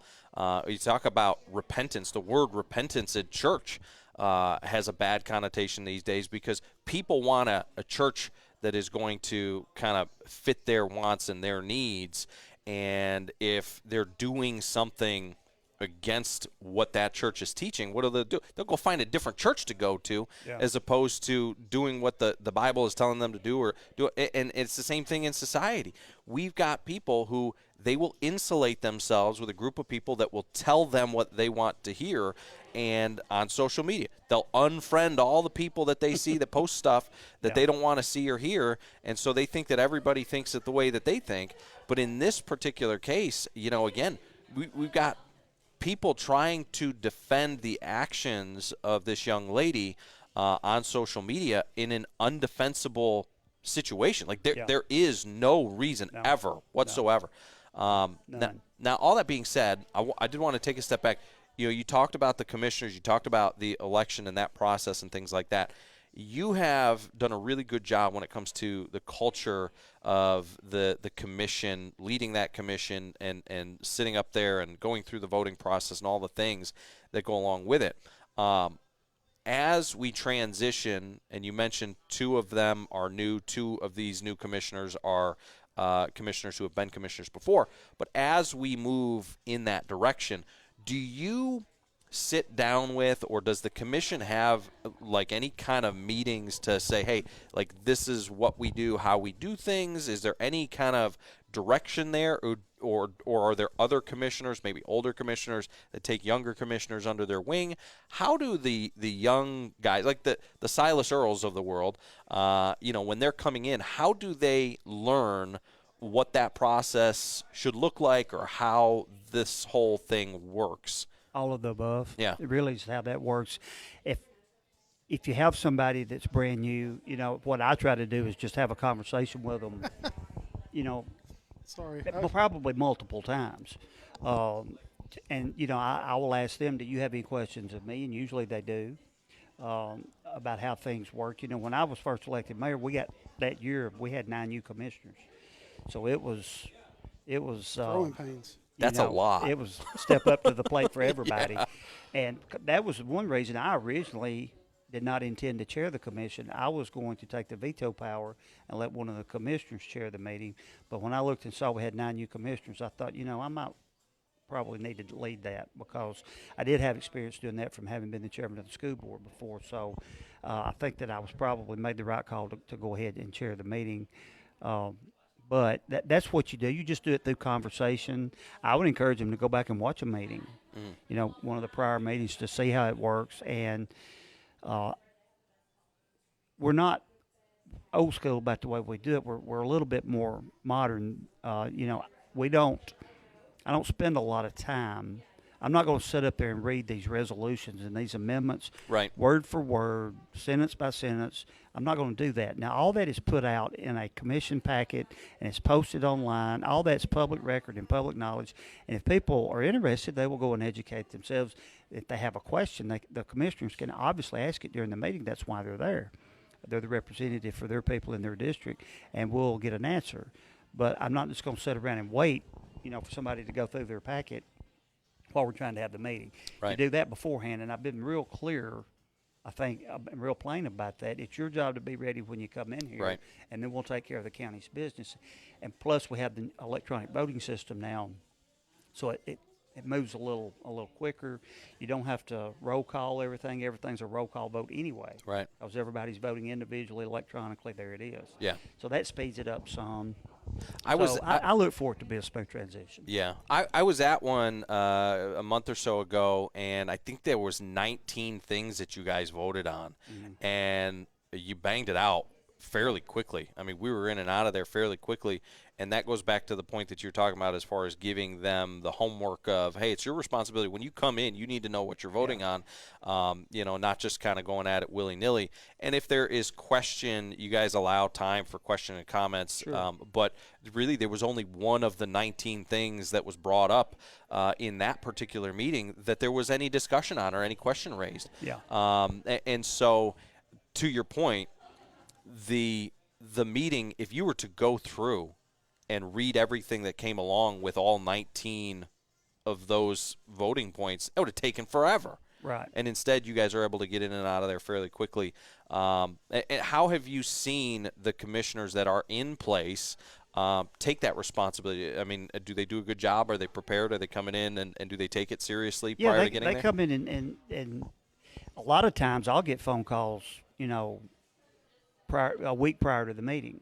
If it's a big topic, I'll maybe get it 2 weeks or 3 weeks prior to the meeting and say, hey, what's the deal with this or what's going on? And, we'll chat about it, which is perfectly legal. I'm a non-voting member unless there's a tie.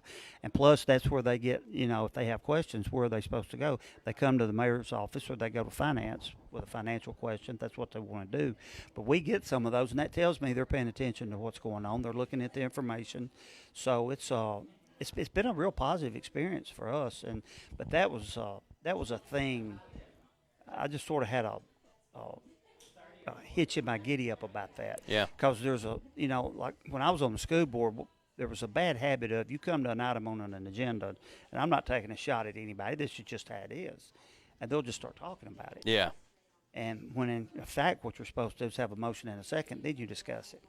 And that's what kind of moves it along so you don't have a 2 or 3 hour meeting and you've not moved heaven and earth. As a matter of fact, you have not gotten anything much done at all. So I was real adamant about doing it that way, and I'll be ready, I'll be prepared, you be prepared, and it'll go a lot smoother and a lot more time efficient. So the other thing that we did is when I first went to the mayor's office, the commission met 8 times a year. And I said, no, that's not going to work because what you do when you have that lull in there is it puts finance behind because we have several grants. They're on different timelines that they have to close out at the end of the fiscal year. And some of those grants, if they're federal, they run October to October. They don't run like the county budget. So there was a lot of things like that. And that's another thing that was contributing to the longer meetings is if you don't meet but 8 times a year, I mean, you have a longer list, yeah. So I informed the commission we'd be meeting 11 times a year instead of 8. The only time we don't meet is in December. So that's the responsibility of them being elected officials, and they get a stipend and or a pay, and whether it's worth what they put into it, that's debatable probably. Everybody, always deserves probably a little more, but we have what we have as far as money. So, but they put their time in. I'm sorry, if you're doing that for a paycheck, then you're doing it for the wrong reason. You're not in the right business because I was on the school board for 14 years, and I promise you, it didn't affect my. Yeah. You might get dinner out of one of those checks. The way I lived and the level at which I live financially did not change because I was on the school board, I can guarantee you. And I'm sure the commissioners would tell you the same thing. But I find that they're commissioners because they want to serve their county and do what's best and try to help the people the best they can. As long as you've got that situation, you're good to go. So I'm proud of the way the commissioners performed, and I'm sure we'll continue some of the good things that we've done in the last 4 years and carrying them on into the next term and, continue to try to perform for Franklin County because that's your job. I'm excited to see a little youth on there. Like Silas Earl's young, 23, I think. 23 or 4. Yeah, and that is good. It's we encourage people, get involved, be informed and get involved, and he took us at our word. It's like Chris Smith when he did it several years ago. Like he was 23 or 24 when he got on first time. I always think it's good when you see the younger people. Welcome aboard to Silas, and we'll be looking forward to working with him. I know his family, and of course I know his dad and his uncle and the crew there, but they're fine folks. Don't hold that against him. Well, no, can't do that. But looking forward to him serving with us on the commission, and we'll lend him some benefits, hopefully, of our experience if we can. And he's a smart guy; he'll pick a lot of it up on his own. So those things are they're kind of organic. They just kind of happen organically. It's not something that you do in 1 month. It's not something that you do in a week. It's something that you work on every day. It's something you work on every meeting, and you stay consistent, and then those things just sort of fall into place. It's just like the budget. You know, if you start managing your budget in February, you're in trouble. Yeah. You have to do it day in, day out, You've already week in, blown week it. out. Yeah. You've already blown it. Yeah.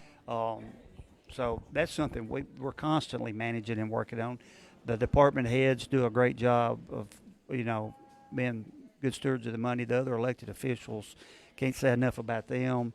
I always mention, you know, Christy Bell at the trustee's office does a great job of moving the money when she can to get a better rate to actually, you know, increase what we have. Can't thank her enough for that. She's really on the ball up there, so appreciative of that. So we'll just continue to try to do those things. We've got some ideas out of the mayor's office. There may be some initiatives we can maybe get in place the next 4 years. I probably don't have time to get into a lot of that, but you know, there's a section of this county, kind of toward the southeastern end over here around Williams Cove, Cowan area, in there that the fiber optic will go live by the end of October. Nice. According to Ben Lowman, and then it'll be in sections from then on. So looking forward to that. And that is a requirement of the grant they got. They have to go live with a certain percentage of it by the end of October. They have some cases people have called where they've not dug and put the line in. And I called the other day, and Ben Lowman told me that that's because those certain areas they're going to go aerial and do it on poles, because that's more efficient than trying to drill through or dig through limestone rock. Right. Makes perfect sense. So we're excited to have that on board and be able to provide that for some citizens that'll, you know, change a little bit of the way that you can do business, and that's a good thing. Yeah. So they've been really good to work with. Doing a few other things, you know, we're making a few changes at the 911 center with some services. The animal control building, I saw yesterday, they're putting the roof on it. So excited about that. You know, just a lot going on. Yeah. So we're continuing to try to, you know, we're trying to close out a big grant we had with TDEC. It was called the State Water Improvement Grant, SWIG grant, and that was an intense thing to do. It's been a tremendous amount of work for our grant manager. It's been a tremendous amount of work for finance. There was some real meticulous management on the other end of this that was, I thought that sometimes was probably a little bit unreasonable. Right. But we're trying to get that closed out. Once we get that closed out, that will give us a chance to come up for air and pursue some other grants or some other things. So I think we were able to increase the amount for the SROs this year. Okay. Which allowed them to put an SRO at the alternative school. Right. So, you know, everything's kind of unfolding and working out. So, you know, we'll continue to try to support where we can and do and initiate things where it's proper for us to do so. Trying to think, we're always constantly trying to look at industrial development. There's some things we're looking at doing there that I can't get into right now, but it'll expand, you know, some ideas that we've been working on. There's been a lot of interest shown in the East Moon rail site, especially over the last 6 months. That the business is really picking up there. So, you know, things are looking up. Well, we got Mayor Chris Guest with us over here at the El Grider Salon. Chewy is in the chair.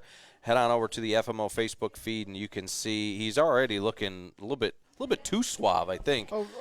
Dave, Dr. Dave comes in there and says, "Well, you might make him look respectable." yeah. We need to. We probably should have given them the direction to avoid that. I don't want him looking too good. If he looks better than me, I'm gonna have a problem.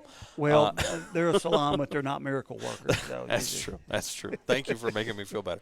We'll be back with Mayor Chris Guest to wrap it up on the other side. Reminder, tonight is the Coaches Show over at Jefferson's here right up the street. I might as well just take the table and walk it out the front door and move it up the street to Jefferson's 2 doors down because we'll be joined by Coach Chuck Reed of the Franklin County Rebels later this evening. That starts, it's from 6 to 7 tonight over there at Jefferson's if you want to stop by and participate in that thing. It's hosted by Johnny Hand, the voice of the Rebels, the PA voice of the Rebels at Franklin County High School. And we'll have that for you later today. Again, we're out here at El Grider Salon. We'll wrap it up when we come back on a Where's the Beef Wednesday. This is ESPN Radio 1340, 106.9, WCDT Winchester. Rebel football is back. Join me, Joe Abraham, and Kyler Parker this Friday night as Franklin County opens the 2026 season against the Coffee County Red Raiders in Manchester. Pre-game coverage begins at 6:30 with kickoff at 7. New head coach Chuck Reed leads a new-look Rebels team into its first test. Listen anywhere on the WCDT smartphone app or follow our live Facebook feed, Franklin County, Coffee County, presented by Franklin County Financial Services on ESPN Radio, 1340 AM and 106.9 FM.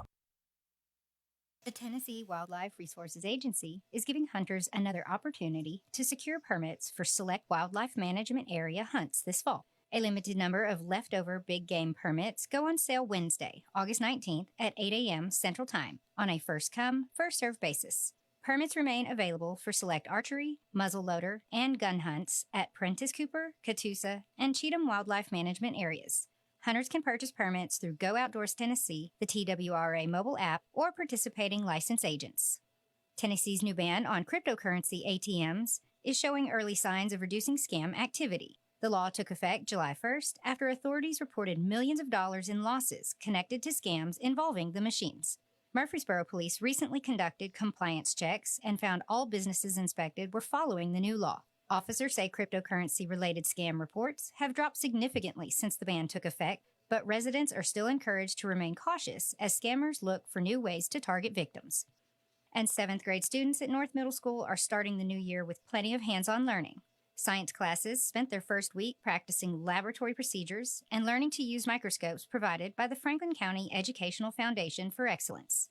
Students are also working on interpreting graphs, classifying organisms, exploring genetic traits, and learning how exercise affects breathing rates and pulse. The activities give students an opportunity to move beyond textbooks and put scientific concepts into practice while developing laboratory and observation skills they'll continue using throughout the year. The microscopes are another example of resources provided through the Educational Foundation to support teachers and expand learning opportunities for students across Franklin County. For details on these stories and more, visit 931go.com. Stay informed and stay connected to your community with ESPN Radio Winchester.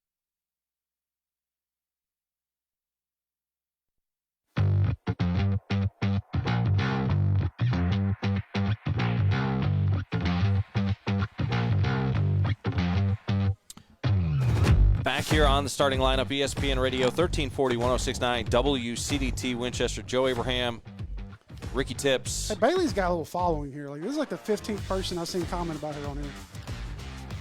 She is the most famous person apparently on the live stream this morning, which, again, Mayor Chris Guest joining us as we watch. Chewy's over there in the chair. People can see it over on the FMO Facebook feed. We're probably going to leave it running after the show is actually over. Oh, yeah, we got to leave it going until he's finished. Yeah, so that people can watch the transformation. They're like fading him up and everything, Mayor. I mean, I think he's going from like Chewbacca to Han Solo. Oh, yeah. That's Yeah. the project. Yeah.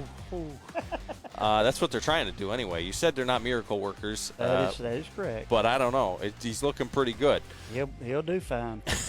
He'll be fine.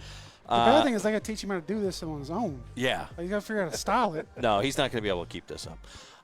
No toboggan tomorrow morning, Chewy.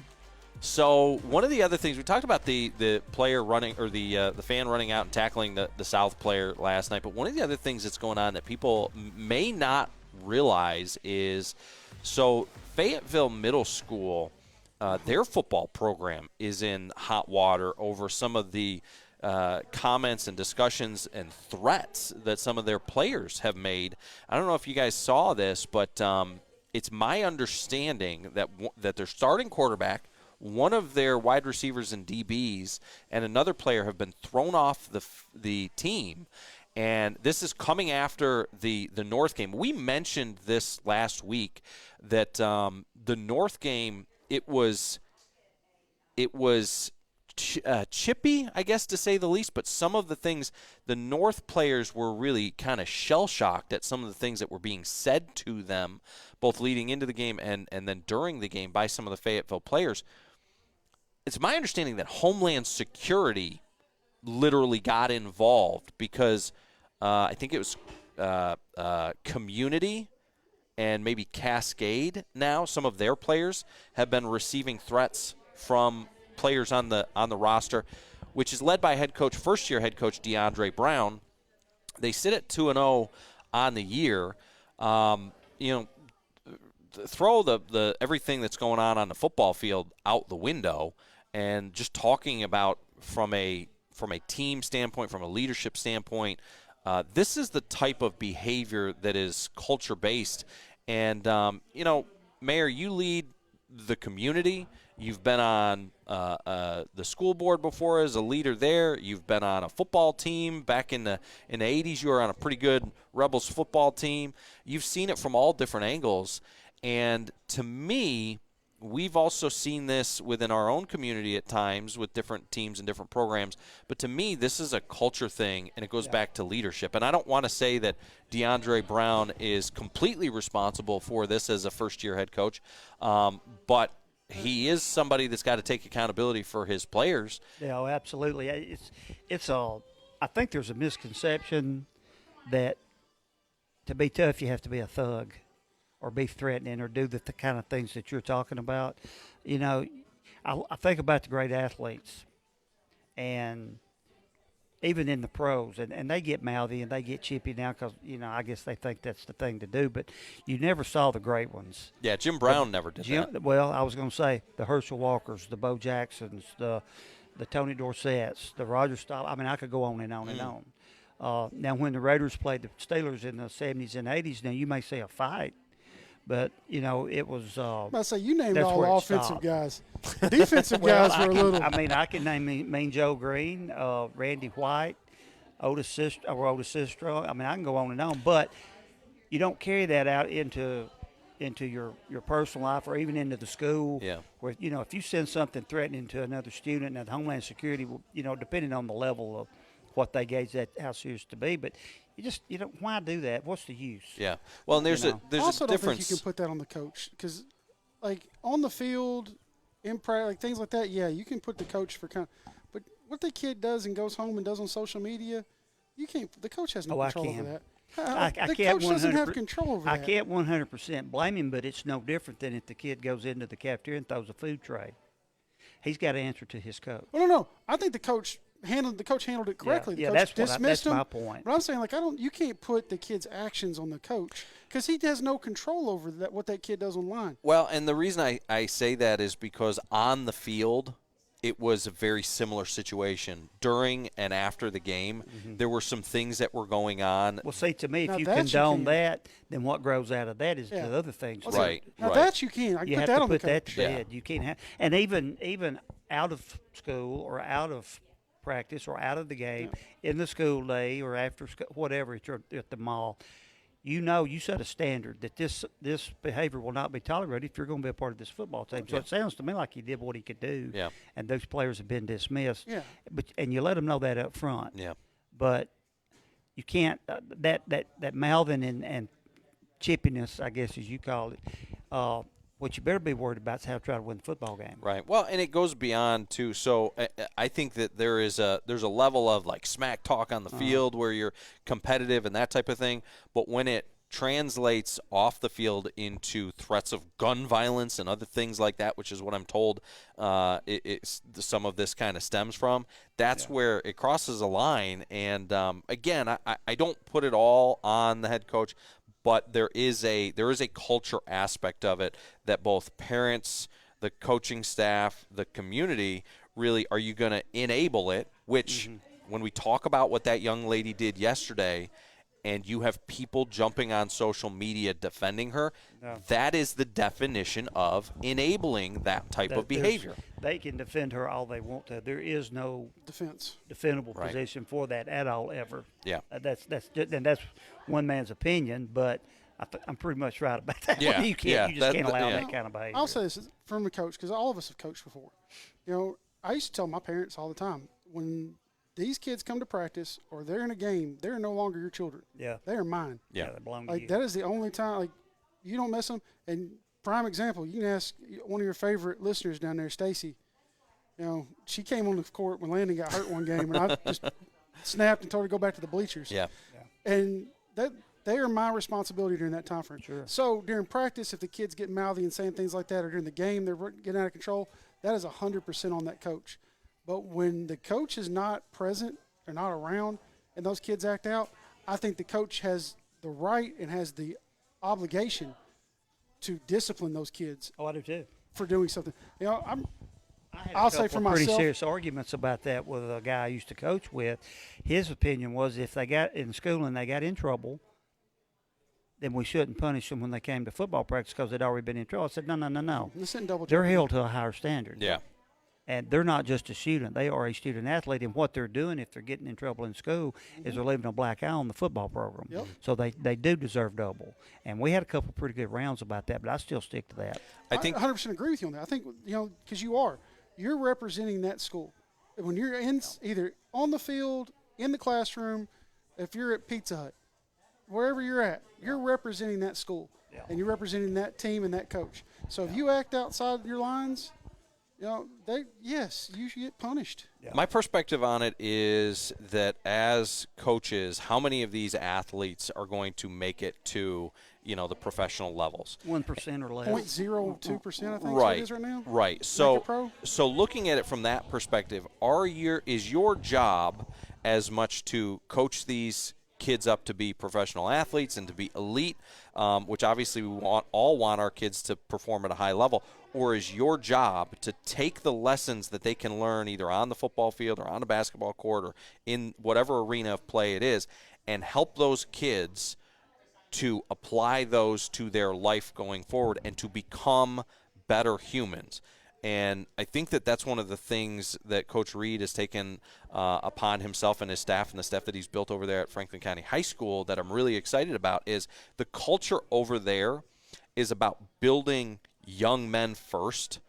And they believe that if they instill the correct traits into those young men, that they will take those traits and not only apply it to their life, but apply it to how they attack practice and games and those types of things.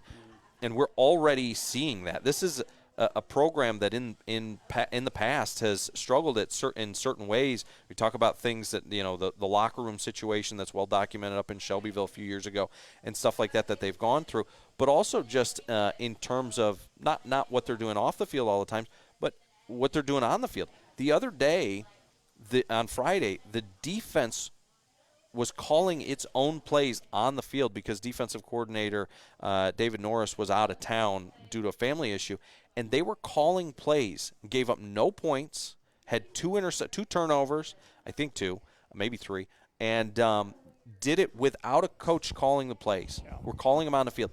And that, to me, is a culture shift where they're taking responsibility for themselves both on the field, and that will hopefully or has already hopefully translated to their behavior off of the field. And so when they're in the classroom, now they're leaders.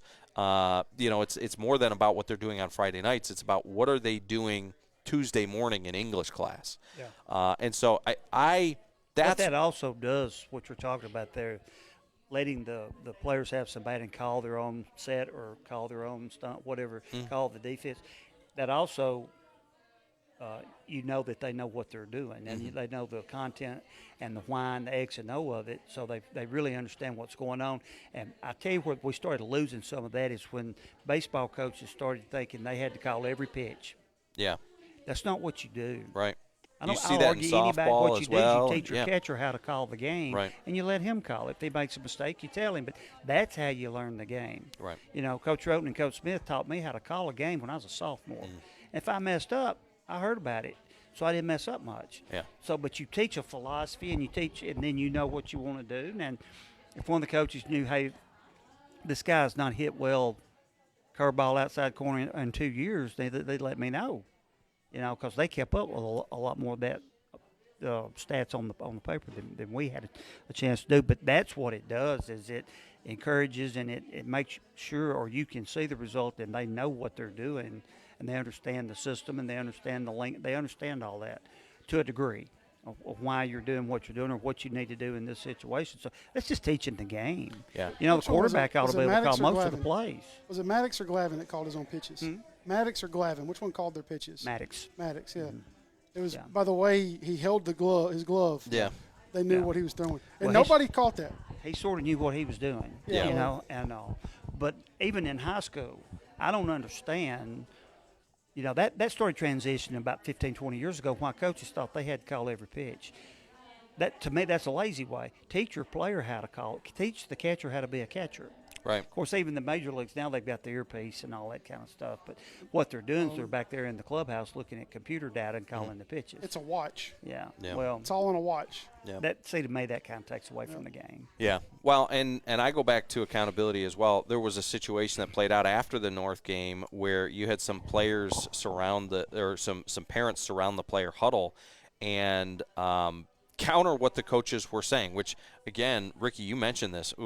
Until I release these players back into your care, they're mine. And the coaching staff at North was telling the players, hey, we didn't play our best. We got to get back to work. They outplayed us. And you had parents interject during the huddle after the game that said, you didn't get outplayed. You didn't get outplayed. You played great, blah, blah, blah. No, they got beat by like 35 points. They got outplayed. And that's okay. Don't handicap your kid from learning things like accountability and these tough lessons. In the long run, they will be better humans if they can learn these tough lessons now. And that's one of the things. It's hard as a parent to see your kid hurt or struggle or go through them in the moment, but they will be better in the long run. And it's frustrating because it seems like that's been lost in society and just letting kids struggle at times. It's a societal problem. Yeah. It's more than it is anything else. Yeah. You can control a little bit of that at the beginning of the year if you have a parent meeting. And, I don't know how everybody else does it, but, kind of my take on that would be I don't need your advice. I'm the coach, and I'll decide who plays, and I'll decide how much they play. I'll decide the system. That's what the coach does. And if you have a problem with that, take your child and go somewhere else. Yeah. You just have to be that adamant about it, or you'll lose control. Or volunteer. Be a part of the. Now football coaching staff, you may not be able to necessarily, but if you know enough, then donate your time and effort and all the things and get involved. All right. So I appreciate you, Mayor, for coming out. We went a little bit long this morning. Chewy's still in the chair. We're going to leave the video feed up and running. Chewy needed some work. Yes, he's going to be there for a while. They're working on his beard right now. Maybe he live long and prosper. Oh, jeez. But they got the actual barber over there, so she might pull the straight razor out here in a second. Oh, boy. Well, Mayor, thank you for stopping by. Appreciate it. Thanks, guys. Appreciate you having me. Appreciate you as always. Ricky Tips, we're going to sign off from the radio part of things, but we're going to keep the video feed up and running for folks over there. It's the FMO video feed on ESPN Radio Winchester's Facebook page, so you can check it out over there. I'm going to go see what they're doing to my man over there. I also I'm hearing about these hot towels and straight razors and all these things.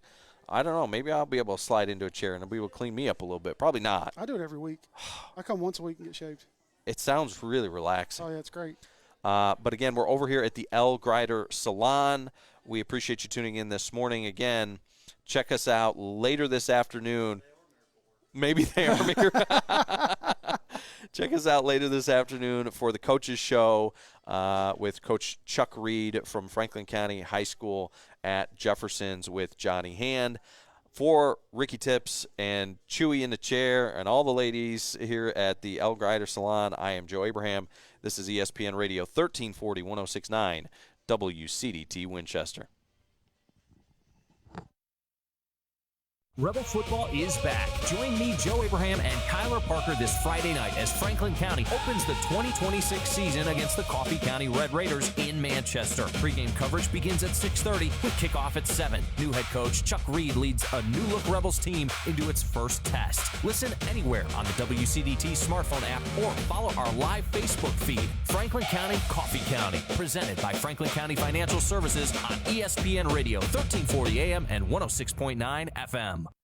No two patients are alike. High Point Health with Ascension St. Thomas delivers care centered around your health, your goals, your story, your recovery. From routine checkups to critical procedures, we use today's medical technology and advanced clinical practices to help you feel better, recover faster, and return home to the community you love. We don't just specialize in care, we specialize in you. Learn more at highpointhealthsystem.com.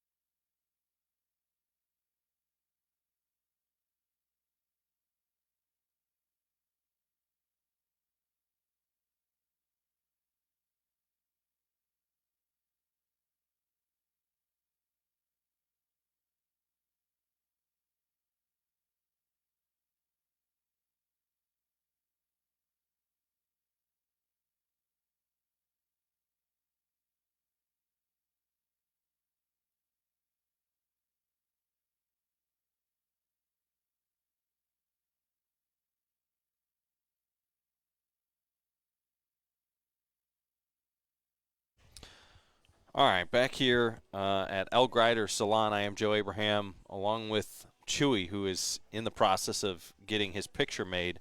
We'll be joined by him shortly. Looks absolutely magnificent. Oh, my gosh. This is like GQ. Doing a whole photo shoot. So we're just waiting on him momentarily. We good? All right, come over here, you handsome devil, you.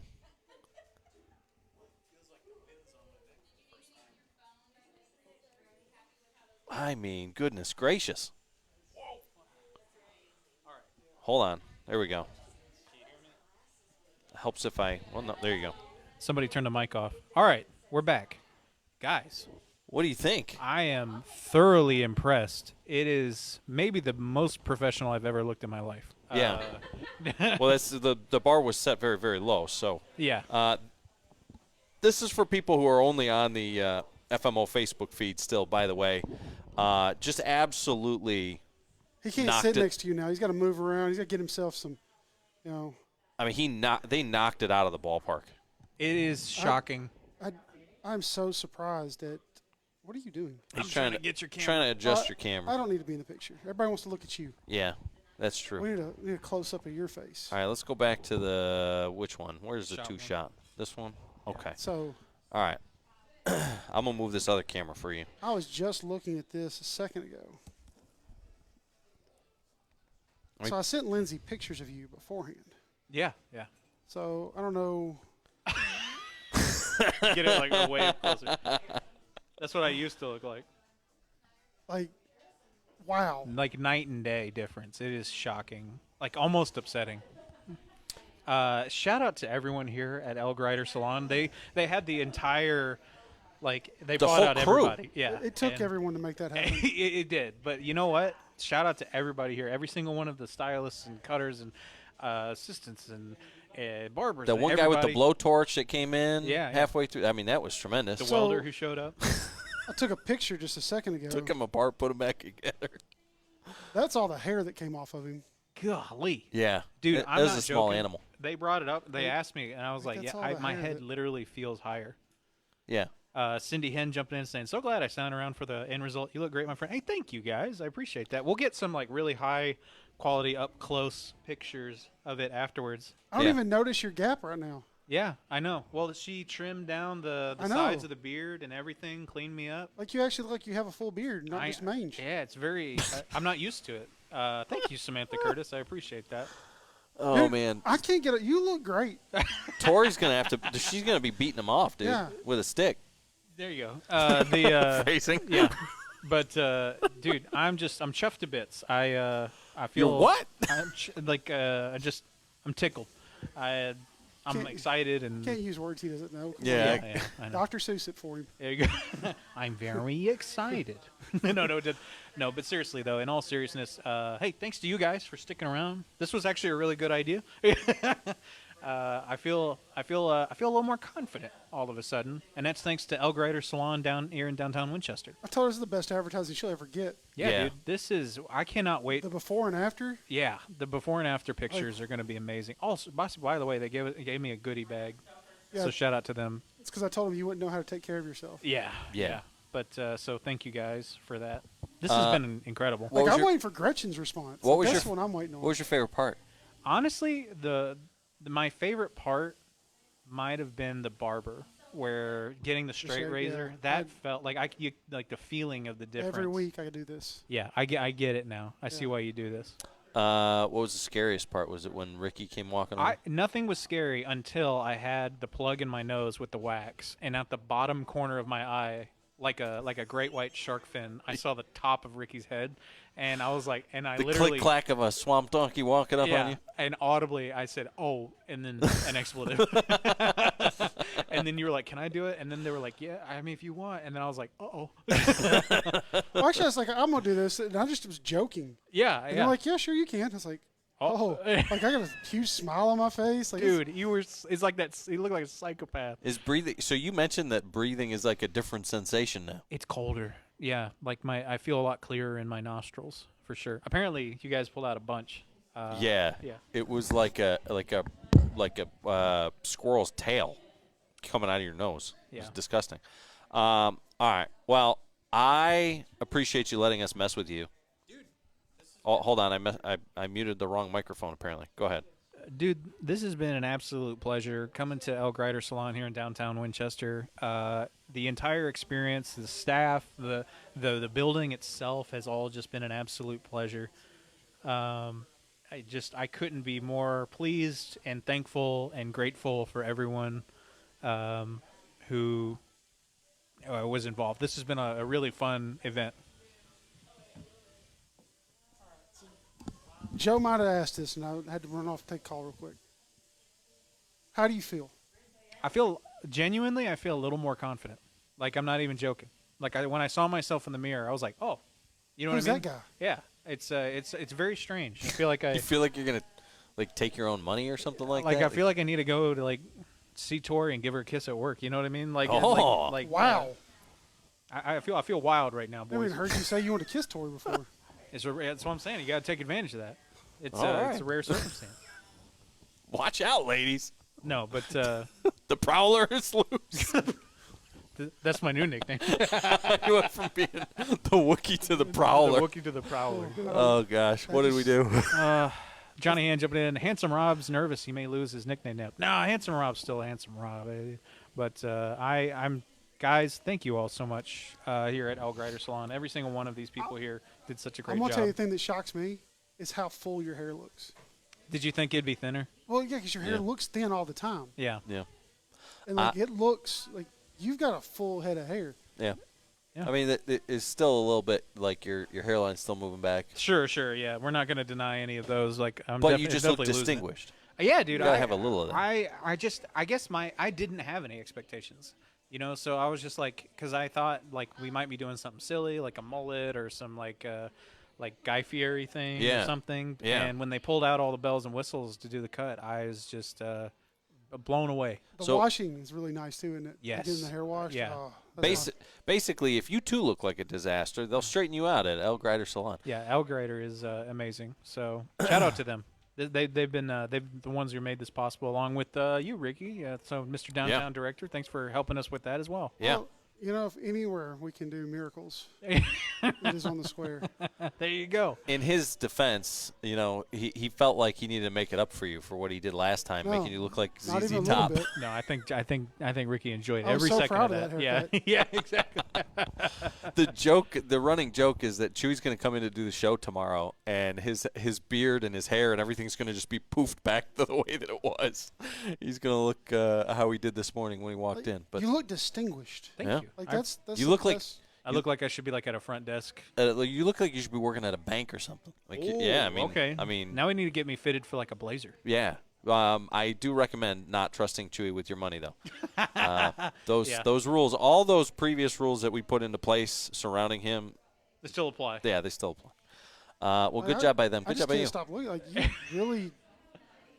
Yeah, I'm thoroughly pleased. And we'll get some good close-up pictures and before and afters. You finally have a face for radio. Like Yeah. before, it was for nightmares. I've upgraded to radio. Yeah. Oh, man. All right. I appreciate you, Ricky. I appreciate everybody here at El Grider Salon, Lindsay, and everybody who took part in making this thing possible. And that's the other thing, too, is I can't believe the fan base that showed up from some of the Amy stylists. says you look like a whole new person. Yeah, you do. Yeah, I kind of feel like one, to be honest with you. We still got 16 viewers here after almost 3 hours. So shout out to all of the viewers here for sticking around for that long. That's an incredible amount of people watching at once for us. So that's incredible, dude. Just to watch you get your haircut. Yeah. So shout out to the viewers. Shout out to El Grider Salon, downtown Winchester, and everything. Shout out to Joe Abraham, and everyone did a wonderful job this morning. Well, we appreciate you letting us mess with you, and hope that your anxiety the last few days leading into this thing wasn't too elevated. But, no, it was 100% worth it. Worth the wait, huh? Oh yeah, 100%. I'm glad I didn't look that entire time Yeah. until I turned around, and I'm glad I waited. Yeah. I'm so excited. All right. Well, we'll be back tomorrow with the starting lineup, but tune in later today. I encourage you to tune in tonight for the coaches show. as, like I said, we'll be over at Jefferson's, just up the street from where we currently sit at the El Grider Salon. And I do encourage you to come check them out. Next time you're walking through the square, stop in, let Lindsay and the folks here know that you tuned in, and you appreciate what they did for your buddy Chewy, making him look like a human being rather than a woodland creature.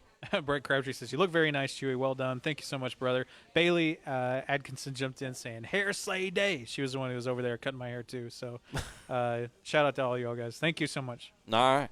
Well, that'll do it for us out here at the El Grider Salon. I am Joe Abraham. Chewy, you want to send us home? This has been ESPN Radio Winchester, 1340 1069.